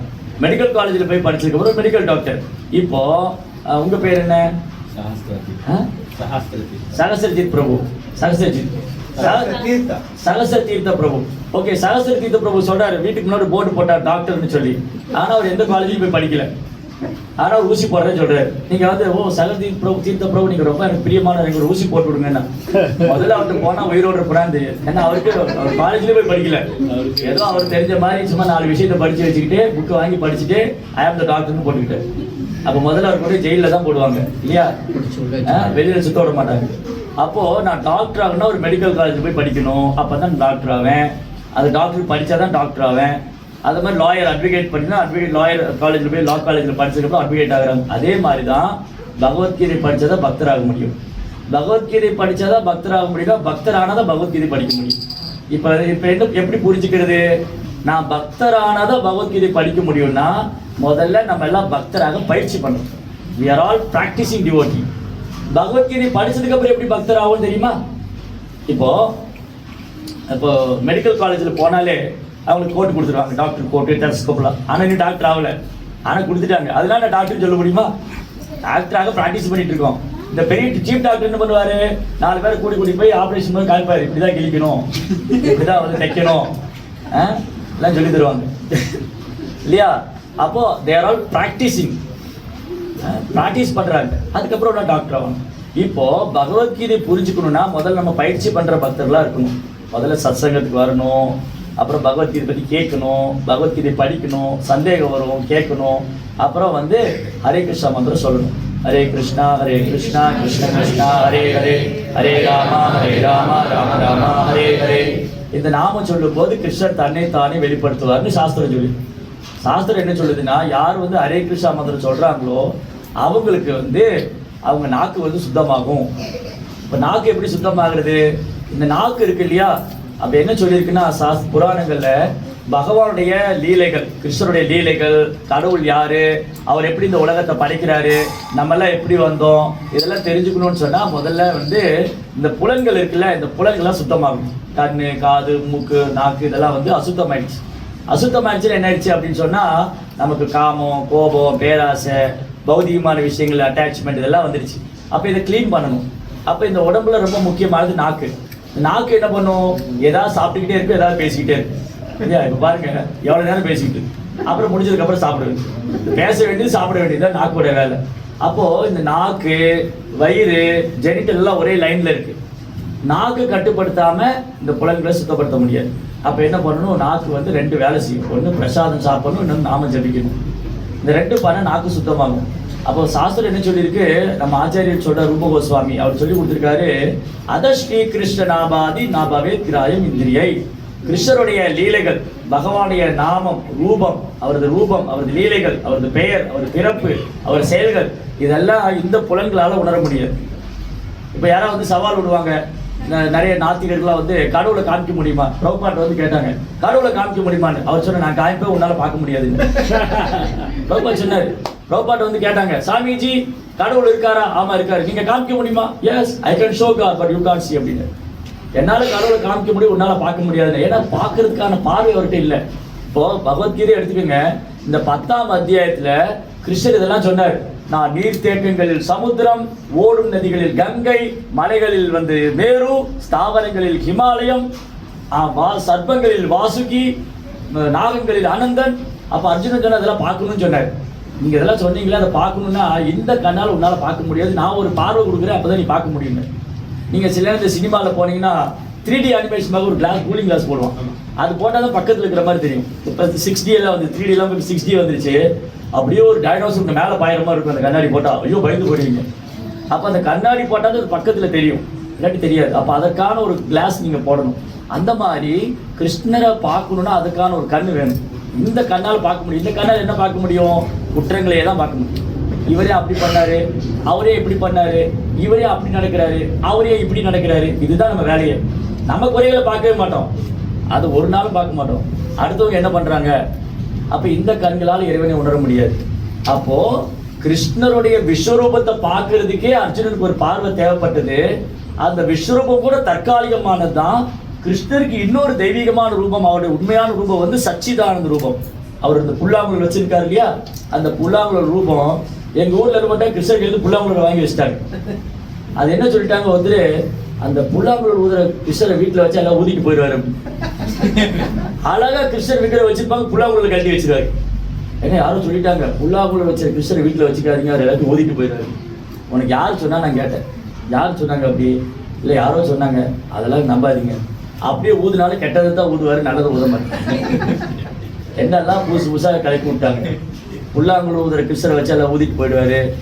பகவத்கீதை வீட்டில் வச்சுக்காங்க, சண்டை போடுவாங்க. பகவத்கீதை இல்லாதனால தான் சண்டை போட்டுருக்காங்க இல்லையா? நிறைய இந்த மாதிரி தப்பான விஷயம்லாம் இருக்கு. ஊர்ல நிறைய தப்பா பேசுவாங்க. அப்போ அந்த கிருஷ்ணருடைய இந்த ஷாமசுந்தர ரூபம் இருக்கு இல்லையா, அது ரொம்ப திவ்யமானது. அந்த ரூபத்தை வந்து எப்படி பார்க்க முடியும்னு சொன்னா, இந்த கண்ணால பார்க்க முடியாது. இந்த மாதாஜிகளை கையில கண்ணில் மை போட்டிருப்பாங்க இல்லையா, அப்போ பிரம்மா எப்படி சொல்றாரு, பிரம்மா கிருஷ்ணரை பார்த்துருக்காரு. இங்க வந்து பிரம்மா வந்து இங்க இந்த ஸ்லோகத்துல வந்து கிருஷ்ணர்கிட்ட தான் பிரம்மா பிறக்கிறார். பிரம்மாட்டிருந்து தான் 7 ரிஷிகள், பிரம்மாட்டிருந்து 4 குமாரர்கள், சனகர், சனந்தனர், சனாதனர், சனத்குமாரா.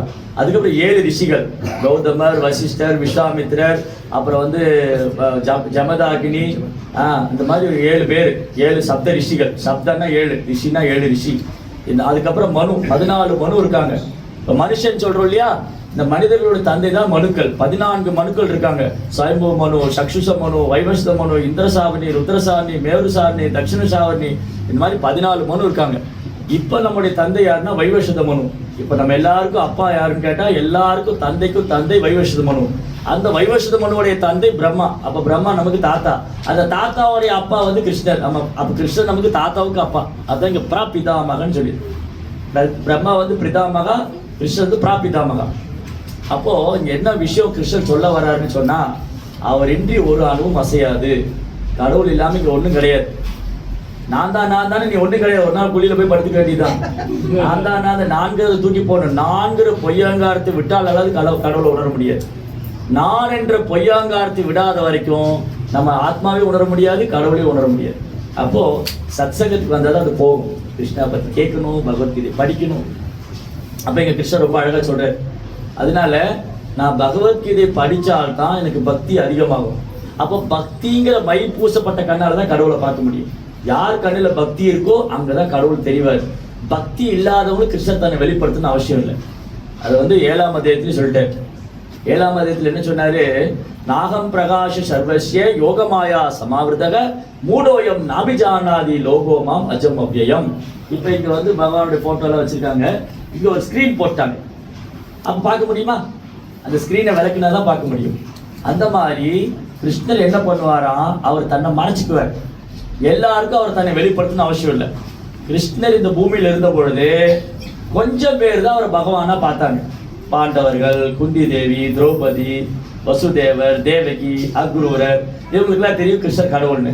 ஆனா இவங்களுக்கெல்லாம் எப்படி தெரிஞ்சது? ஜராசந்தன், சிசுபாலன், தந்தவக்ரன், காலேவனன், கம்சன், இவங்களுக்கெல்லாம் கிருஷ்ணர் ஒரு சாதாரண மனிதராக தெரிஞ்சார் இல்லையா? ஏன்னா அவங்க கண்ணில் பக்தி இல்லை. ஆனா பாண்டவர் கண்ணில் பக்தி இருந்தது. கிருஷ்ணர் அவங்ககிட்ட பகவானா காமிச்சார். அப்போ கடவுள் நம்மகிட்ட எப்படி வெளிப்படுத்தணுங்கிறது நம்ம பார்வையில தான் இருக்கு. அவர் அப்படியே தான் இருக்காரு. இப்ப கடவுள் நம்ம முன்னாடி வந்தா கூட எனக்கு பக்தி இருந்தா தான் அவர் உணர முடியும். இல்லாட்டி யாரோ வேசப்பட்டு வந்திருக்காங்கன்னு நினைப்போம் இல்லையா? அவ்வளவுதான், ரைட்? அப்போ நமக்கு பக்தி இருந்தாதான் இதெல்லாம் புரிஞ்சுக்க முடியும். அதனால பிரபுபாதர் நமக்கு பக்தி சொல்லி தராரு. இந்த பக்திங்கிறது சாதாரண விஷயம் இல்லை. பொதுவாக என்ன நினைச்சிட்டு இருக்காங்க, பக்தினா ஏதோ வந்து சென்டிமெண்ட் ஆனது, இல்லை அது ஆரம்ப நிலையில் உள்ளவங்களுக்கு யோகா தான் உயர்ந்தது, தியானம் தான் உயர்ந்தது அப்படின்னு நினைச்சிட்டு இருக்காங்க இல்லையா? இல்லவே இல்லை, கிடையவே கிடையாது. பகவத்கீதையில ஒவ்வொரு அத்தியாயத்திலும் கிருஷ்ணர் பக்தி தான் சொல்றது. பக்தி தான் டாப் மோஸ்ட் யோகா. அப்போ நம்ம முதல்ல பக்தி பண்ண ஆரம்பிச்சாதான் பகவத்கீதை புரியும். பகவத்கீதை புரிஞ்சுட்டா என்ன ஆகும் தெரியுங்களா? பகவத்கீதை புரிஞ்சிச்சுன்னா அர்ஜுனன் மாதிரி கிருஷ்ணருக்கு சரணடைஞ்சிடும். கிருஷ்ணா நீங்க என்ன சொல்றீங்களோ அதை செய்யறேன்னு கிருஷ்ணர் என்ன சொன்னாரு? அர்ஜுனட்டு பகவத்கீதை சொன்னார். சரி, பகவத்கீதை எப்போ தொடங்கியது? எப்போ தொடங்கிச்சு? பகவத்கீதை முதல்ல கிருஷ்ணர் என்ன சொல்லி கொடுத்தாரு? இந்த பகவத்கீதை படிச்சிருக்கீங்களா யாராவது? பகவத்கீதை ஸ்டார்டிங்ல கிருஷ்ணர் என்ன சொல்றாரு? முதல் அத்தியாயத்துல யார் பேசுறா? கிருஷ்ணர் 2-3 ஸ்லோகம் தான் பேசியிருப்பாரு. அர்ஜுனன் தான் பக்கம் பக்கமா பேசியிருக்காரு. முதல் அத்தியாயத்துல அர்ஜுனன் தான் 3/4 ஸ்லோகம் பேசியிருக்காரு. கிருஷ்ணர் 2 ஸ்லோகம் 3 ஸ்லோகம் தான் பேசியிருக்காரு. அப்புறம் திருதராஷ்டிரன் ஒரு ஸ்லோகம் பேசினாரு, சஞ்சயன் ஒரு 2 ஸ்லோகம் பேசியிருக்காரு, துரியோதனன் 2 ஸ்லோகம் பேசியிருப்பாரு. ஆனா 3/4 ஸ்லோகம் அர்ஜுனன் தான் பேசினாரு. ஆனா அர்ஜுனால ஒரு முடிவுக்கு வர முடியல. இந்த யுத்தம் பண்ணலாமா வேண்டாமா, சரியா தப்பா, குழப்பமா இருக்கு. அப்ப அர்ஜுனன் என்ன பண்ணாரு? பகவத்கீதை முதல் அத்தியாயத்துல அர்ஜுனன் கிருஷ்ணர் எப்படி பேசிட்டு இருந்தாங்க? நண்பர்களா பேசிக்கிறாங்க. இப்போ நான் ஒரு நண்பர் ஆயிட்டேன்னு வச்சுக்கோங்களேன், நான் சொன்னா அவர் கேட்க மாட்டாரு. பிரபு சும்மா இருங்க பிரபு, சொல்லாதீங்க, எனக்கு உங்களை பத்தி தெரியும் இல்லையா? அப்போ நான் சொல்றது அவர் கேட்கணும்னா முதல்ல அவர் என்ன குருவா எடுத்துக்கணும். சரி, நீங்க எனக்கு குருவா இருக்குன்னு சொல்லி கொடுங்க. அப்ப அர்ஜுனன் 2ஆம் அத்தியாயத்துல கிருஷ்ணர் அர்ஜுனனும் குரு சீடர் ஆயிட்டார். கிருஷ்ணா வந்து குரு, அர்ஜுனன் வந்து சீடர். 10ஆம் அத்தியாயம் வந்த உடனே அர்ஜுனன் கிருஷ்ணருடைய பக்தர் ஆயிட்டார். என்ன சொன்னாரு? சர்வவேத கிருதம் மன்யேன்மா வசதி கேசவா நகீதே பகவன் பித்துர் நா பிதுர் தேவன தானவா. 14ஆம் ஸ்லோகம். 11, 12, 13, 14. 12, 13 2 ஸ்லோகத்துல அர்ஜுனன் சொல்றாரு, நீங்க யாருன்னு எனக்கு புரிஞ்சு போயிடுது. கிருஷ்ணரை பார்த்த உடனே சொல்றாரு, இது வரைக்கும் முதல் அத்தியாயத்துல வாதம் பண்ணாரு. வசிக்குதா எல்லாருக்கும்? எவ்வளவு எப்போ முடிச்சிடலாமா? ஓகேவா? என்னாச்சு? முதல் அத்தியாயத்துல அர்ஜுனனும் கிருஷ்ணரும் நண்பர்களாக தான் பேசினாங்க. அர்ஜுனனுக்கு ஒரே குழப்பம். ஏன்னா அர்ஜுனன் வந்து நம்மளை பிரதிநிதிக்கிறார். அர்ஜுனன் வந்து சாதாரண நபர் அல்ல. கிருஷ்ணர் கூடயே இருக்காரு, அவர் கூட ஒன்னா பழகுறாரு, அவர் கூட ஒன்னா சாப்பிட்றாரு, அவருடைய நண்பரா இருக்காரு, பக்தரா இருக்காருன்னா அர்ஜுனன் பகவானுக்கு ரொம்ப பிரியமான பக்தர். அவரை இந்த பூமியில கூட்டிட்டு வந்து ஒரு முட்டாள் மாதிரி செஞ்சார் கிருஷ்ணர். அர்ஜுனன் என்ன பண்ணாரு? அரியாவில வச்சுக்கிட்டாரு. அர்ஜுனனுக்கு ஒரே குழப்பம் ஆயிடுச்சு. இந்த யுத்தம் பண்ணலாமா வேண்டாமா, சரியா தப்பா? கிருஷ்ணர் சொன்னதுக்கு அப்புறம் என்ன சரி தப்பலாம்? கிருஷ்ணர் ஒன்று சொல்லிட்டாருன்னா அதுல நோ ஆர்குமெண்ட். அது கிருஷ்ணர் சொல்லிட்டா ஓகே, 100% கரெக்ட். ஏன்னா அவர் தான் தர்மத்தின் தலைவன், ரஜினிகாந்த் இல்லை. ஞாபகம் வச்சுக்கணும், கிருஷ்ணர் தான் தர்மத்தின் தலைவன். ஸோ கிருஷ்ணர் என்ன சொல்றா அதுதான் தர்மம், ரைட்? அப்ப அர்ஜுனனுக்கு குழப்பம் வந்துருச்சு, இது பண்ணலாமா வேண்டாமா. அப்புறம் அர்ஜுனனுக்கு ஒரு முடிவுக்கே வர முடியல. வாதம் பண்ணி குழப்பமாக இருந்தது. அப்புறம் கிருஷ்ணரை குருவா எடுத்துக்கிட்டாரு. கிருஷ்ணரை குருவா எடுத்துட்டோடனே குரு என்ன பண்ணாரு? ஓ நீ அருமை சீடனே, நான் உன்னை ஆசீர்வாதம் பண்றேன் இல்ல, முட்டாள்னு சொன்னாரு. அர்ஜுனனை பார்த்து கிருஷ்ணர் நீ முட்டாளுன்னாரு. ஏன்னா நீ தேவையில்லாததுக்கும் கவலைப்படுறாரு. அறிஞர்கள் வாழ்பவருக்கோ மாண்டவருக்கோ வருந்துவதில்லை. அசோஷான நன்னசோஷத்துவம் மைக்கே பொறுக்க முடியல, ஆஃப் ஆயிடுச்சு. பிரக்ஞாவாதாம்ச பாஷசே, நீ ரொம்ப பண்டிதன் மாதிரி பேசின அர்ஜுனா, நீ முட்டாள், எதுக்கெல்லாம் கவலைப்படக்கூடாது அது கவலைப்பட்டு இருக்க, உடம்புக்கு போய் கவலைப்பட்டு இருக்க. ஆத்மா நித்தியமா இருக்கு. அப்புறம் 2ஆம் அத்தியாயத்துல தான் கிருஷ்ணர் வந்து ஆத்ம ஞானத்தை சொன்னார். அதுக்கப்புறம் ஒரு அத்தியாயம் வரும்போது கிருஷ்ணர் ஒன்னொன்னா சொல்லிட்டு வர்றார். கிருஷ்ணர் மாதிரி பெஸ்ட் ப்ரீச்சர் யாருமே கிடையாது. ஏன்னா அவர் தான் கீதாவோட ஆச்சாரியன். முதல்ல அர்ஜுனன்ட்ட இந்த யுத்தம் பண்ணா உனக்கு புண்ணியம் கிடைக்கும்னு சொன்னாரு, உனக்கு பேர் கிடைக்கும்னாரு. அப்புறம் அந்த கர்மத்தை யோகமா பண்ணினாரு. அப்புறம் எனக்காக பண்ணினாரு, அதுல பட்டுதல் கொள்ளாதினாரு. அப்புறம் யோகத்திலேயே சிறந்ததுன்னு சொன்னாரு. இதெல்லாம் கேட்டதுக்கு அப்ப அர்ஜுனனுக்கு ஒரு முடிவு பண்ணிட்டாரு. பகவத்கீதையை 10ஆம் அத்தியாயத்துல அர்ஜுனுக்கு முடிவு தெரிஞ்சு போச்சு. என்ன? கிருஷ்ணர் தான் பகவான். அதாவது கிருஷ்ணரை பார்த்து சொல்றாரு, பரம் பிரம்ம பரம் தாம பரமம், பரம் பிரம்ம பரம் தாம பவித்ரம் பரமம் பவான் புருஷம் சாஸ்வதம் திவ்யம். கிருஷ்ணா, நீங்க தான் அந்த பரபிரம்மம், நீங்க தான் உன்னதமானவர், நீங்க உன்னதமான வசிப்பிடம், தூய்மையானவர், நித்தியமானவர், நிலையானவர். புருஷம் சாஸ்வதி ஆதி தேவம், தேவனுக்கு முன்னாடி இருந்தே நீங்க இருக்கீங்க. உங்ககிட்ட இருந்தா பிரம்மா தோன்றினார், பிரம்மாட்டு இருந்தா சிவன் தோன்றினார், பிரம்மாட்டு இருந்தா சப்த ரிஷிகள் வந்தாங்க, அது பிரம்மாட்டு இருந்தா 4 குமாரர்கள் வந்தாங்க. அந்த பிரம்மாவுக்கே நீங்க தான் ஆதாரம். அப்ப என்ன சொல்லுவீங்க? அர்ஜுனன் வந்து கிருஷ்ண பக்தர், அதனால புகழ்றாரு. இப்போ வந்து உங்க பேர் மறந்துட்டேன் திரும்பவும். விக்னராஜ் போய் அவர் ஃப்ரெண்டு சொன்னாரு, கிருஷ்ண தான் முழுமுதற் கடவுள். உடனே அவர் ஃப்ரெண்ட் என்ன சொல்லுவாரு? நீ ஹரே கிருஷ்ணா இருக்கீல்ல, விக்னராஜே நீ ஹரே கிருஷ்ணா போறதுனால கிருஷ்ண தான் முழுவதும் கடவுள் சொல்ற. அது உண்மைதான். ஏன்னா இங்க வந்ததுக்கு அப்புறம் தெரிஞ்சது இல்லை, நம்ம கிருஷ்ணரை 10ஓட 11 தான் வச்சிருப்போம். இந்த 3 சாமி, சின்ன சாமி, பூசாமி கூட கிருஷ்ண சாமி 1 தான் வச்சிருக்கோம் இல்லையா? ஆனா பகவத்கீதை பிரபுபாட்டுன்னு கேட்டதுக்கு அப்புறம் தான் கிருஷ்ணர் முழுமுதல். அவங்க சொல்றது கரெக்ட் தான். ஹரே கிருஷ்ணா இருக்கிறவங்க கிருஷ்ணர் தான் முழுமுதல் கடவுள்னு சொல்றாரு, கரெக்ட் தான். ஆனா எதன் அடிப்படையில் சொல்றோம்? அர்ஜுனன் சொல்றாரு, நான் வந்து இப்ப கிருஷ்ணரை முழுமுதல் கடவுள்னு சொல்லிட்டேன், இனி எல்லாம் மேல முத்திரை குத்திடுவாங்க அர்ஜுனன் கிருஷ்ணோட பக்தன்னு. அப்ப அர்ஜுனன் சொன்ன நான் சொல்லல, இது ஏன் ஸ்டேட்மெண்ட் இல்ல, இவங்க எல்லாம் சொல்லி கேட்டிருக்கேன். ஆகுஷ்வா ரிஷிய சர்வே தேவரிஷி நாரதர் சதா அசில தேவலா வியாச ஸ்வயம் செய்வ பிரவிஷ். கிருஷ்ணா, நீங்க முழுமுதற் கடவுள் நான் சொல்லல, இது ஏன் ஸ்டேட்மெண்ட் இல்ல. அசிலர், தேவலர், வியாசர், நாரதர், இந்த மாதிரி மகா ரிஷிகள்லாம் சொல்லி கேட்டிருக்கேன். இப்ப நான் கண்ணு முன்னாடி பாக்குறேன். அப்ப கேட்டதுக்கான எவிடன்ஸ் இருக்கு, நேரா பார்த்ததுக்கான எவிடன்ஸ் இருக்கு. இப்படிதான் நம்ம கிருஷ்ணர் ஏத்துட்டோம், சும்மா அப்படியே குருட்டுத்தனமா ஏத்துக்கல. ரைட். அப்போ அர்ஜுனன் வந்து பகவத்கீதை கேட்ட உடனே இந்த 10ஆம் அத்தியாயம் வந்த உடனே கிருஷ்ணர் சொல்றாரு, சர்வ வேத யுதம் மன்னியே. கிருஷ்ணா நீங்க என்னன்னா சொல்றீங்களோ நான் ஏத்துக்கிறேன், ஏன்னா உங்களை விட உயர்ந்தவர் யாரும் கிடையாது. அது சொல்லிட்டு கடைசி அத்தியாயத்துல கிருஷ்ணர் வந்து சொன்னார், பகவத்கீதை சொல்லி முடிச்சுட்டு 18 அத்தியாயம் முடிச்சுது. இப்போ கிளாஸ் முடிய போகுது, பயப்படாது. 18 அத்தியாயம் முடிஞ்சது. அர்ஜுன் கிருஷ்ணர் கேட்கிறாரு, அர்ஜுனா நான் சொன்னதா உனக்கு புரிஞ்சுதா, ஏதாவது சந்தேகம் இருக்கா, திரும்பி ஒருக்கா சொல்லணுமா? இல்லை வேணாம், ஏதாயிடுச்சு ததாகும், நான் சொல்றதெல்லாம் சொல்லிட்டேன், உன் விருப்பம் இருந்தா நீ சண்டை போட்டுக்கோ, நான் சொல்லி கொடுத்துட்டேன், அவ்வளவுதான். அர்ஜுன் என்ன பண்ணாரு, கரிசிய வசனம், கிருஷ்ணா நீங்க என்ன சொல்றீங்களோ அதை செய்யறேன், சண்டை போடணுமா போடுறேன், தாத்தாவை கொள்ளணுமா கொள்றேன், குருவை கொள்ளணுமா கொள்றேன், எல்லாம் ரெடி. முதல்ல பண்ண மாட்டேன்னு சொன்னார். பகவத்கீதை கேட்டதுக்கு அப்புறம் நீங்க என்ன சொன்னாலும் செய்யறேன். அப்ப பகவத்கீதை கேட்டதுக்கு அப்புறம் ஒருத்தர் என்ன பண்ணணும், கிருஷ்ணரை சரணடைய வேண்டும். மன்மனாவோ மத்தியாஜிமா நமஸ்குரு மாமேவே சத்தியம் தே பிரிஜானே பிரேவசிமே. என் பக்தனா இருங்க, என்னை நமஸ்காரம் பண்ணுங்க, என்னை வழிபடுங்க, சத்தியமா சொல்ற நீங்க என்கிட்ட வந்துடுவீங்க. 2 இடத்துல சொல்றாரு, 9th chapter எண்ட்லையும் சொல்றாரு, 18th chapter எண்ட்லையும் சொல்றாரு. அதனால நம்ம எங்க போனா திரும்ப வர மாட்டோமோ, வேற எங்க போனா திரும்ப வந்துதான் இருக்கணும். கிருஷ்ணாட்ட போனா திரும்ப வர வேண்டாம். நம்ம இன்னொரு கிளாஸ்ல ரொம்ப அதை பத்தியில பேசலாம், கிருஷ்ணாவோட உலகம் எப்படி இருக்கும். அதனால நம்ம கிருஷ்ணாட்ட திரும்ப போகணும். இங்க இருக்கும்போது சந்தோஷமா இருக்கணும். இப்ப கேள்வி கேட்டா எல்லாரும் கை தூக்கிடுவாங்க, யாரெல்லாம் சந்தோஷமா இருந்தா எல்லாம் கை தூக்கிடுவாங்க. ஆனா பக்திக்கு தான் கொஞ்சம் கஷ்டம். பிரபு எனக்கு அந்த இது இருக்கு, எனக்கு அப்படி வர முடியுமான்னு தெரியல, அன்னைக்கு நீங்க ப்ரோக்ராம் வச்சிருக்கீங்க, அன்னைக்கு எப்படி வர முடியும்னு தெரியல, நான் போன வாரமே வந்தனே, வாரம் வரணுமா? நோ. ஸோ நம்ம வந்து கொஞ்சம் கிருஷ்ணருக்காக முயற்சி பண்ணா, நம்ம கிருஷ்ணருக்காக கொஞ்சம் முயற்சி பண்ணா கிருஷ்ணர் 100 மடங்கு நம்மளை நோக்கி வர. நம்ம ஒரு ஸ்டெப்பு கிருஷ்ணர் நோக்கி வச்சா கிருஷ்ணர் 100 ஸ்டெப் நம்மளை நோக்கி வருவார். ஏன்னா அவர் வெயிட் பண்ணிட்டு இருக்காரு, நம்மள வருமானு பார்த்துட்டு இருக்காரு. அந்த முதல் மனைவி மாதிரி அவர் வெயிட் பண்ணிட்டு இருக்காரு, நம்மளாம் வருமானு பார்க்கல. அதெல்லாம் நம்ம கிருஷ்ணர் நோக்கி திரும்பணும்னா இந்த ஹரே கிருஷ்ணா மந்திரத்தை சின்சியரா சாண்ட் பண்ணணும். ஸோ சாண்டிங் ஜபம் பண்ணிட்டு இருக்கிறவங்க சின்சியரா பண்ணுங்க, பண்ணாதவங்க இன்னைக்கே மாலை வாங்கி ஜபம் பண்ண ஆரம்பிச்சிருங்க. ரொம்ப நல்ல ப்ராசஸ். ரொம்ப நன்றி. நீங்க எல்லாம் அவ்வளவு நேரம் பொறுமையா இருந்தீங்க. எல்லாருக்கும் பணிவான வணக்கம். ஹரே கிருஷ்ணா. ஜெய் ஸ்ரீல பிரபுபாத் கி. ஏதாவது கேள்வி இருந்தா கேட்கலாம். உங்களுக்கு ஏதாவது கேள்வி கேட்கணும்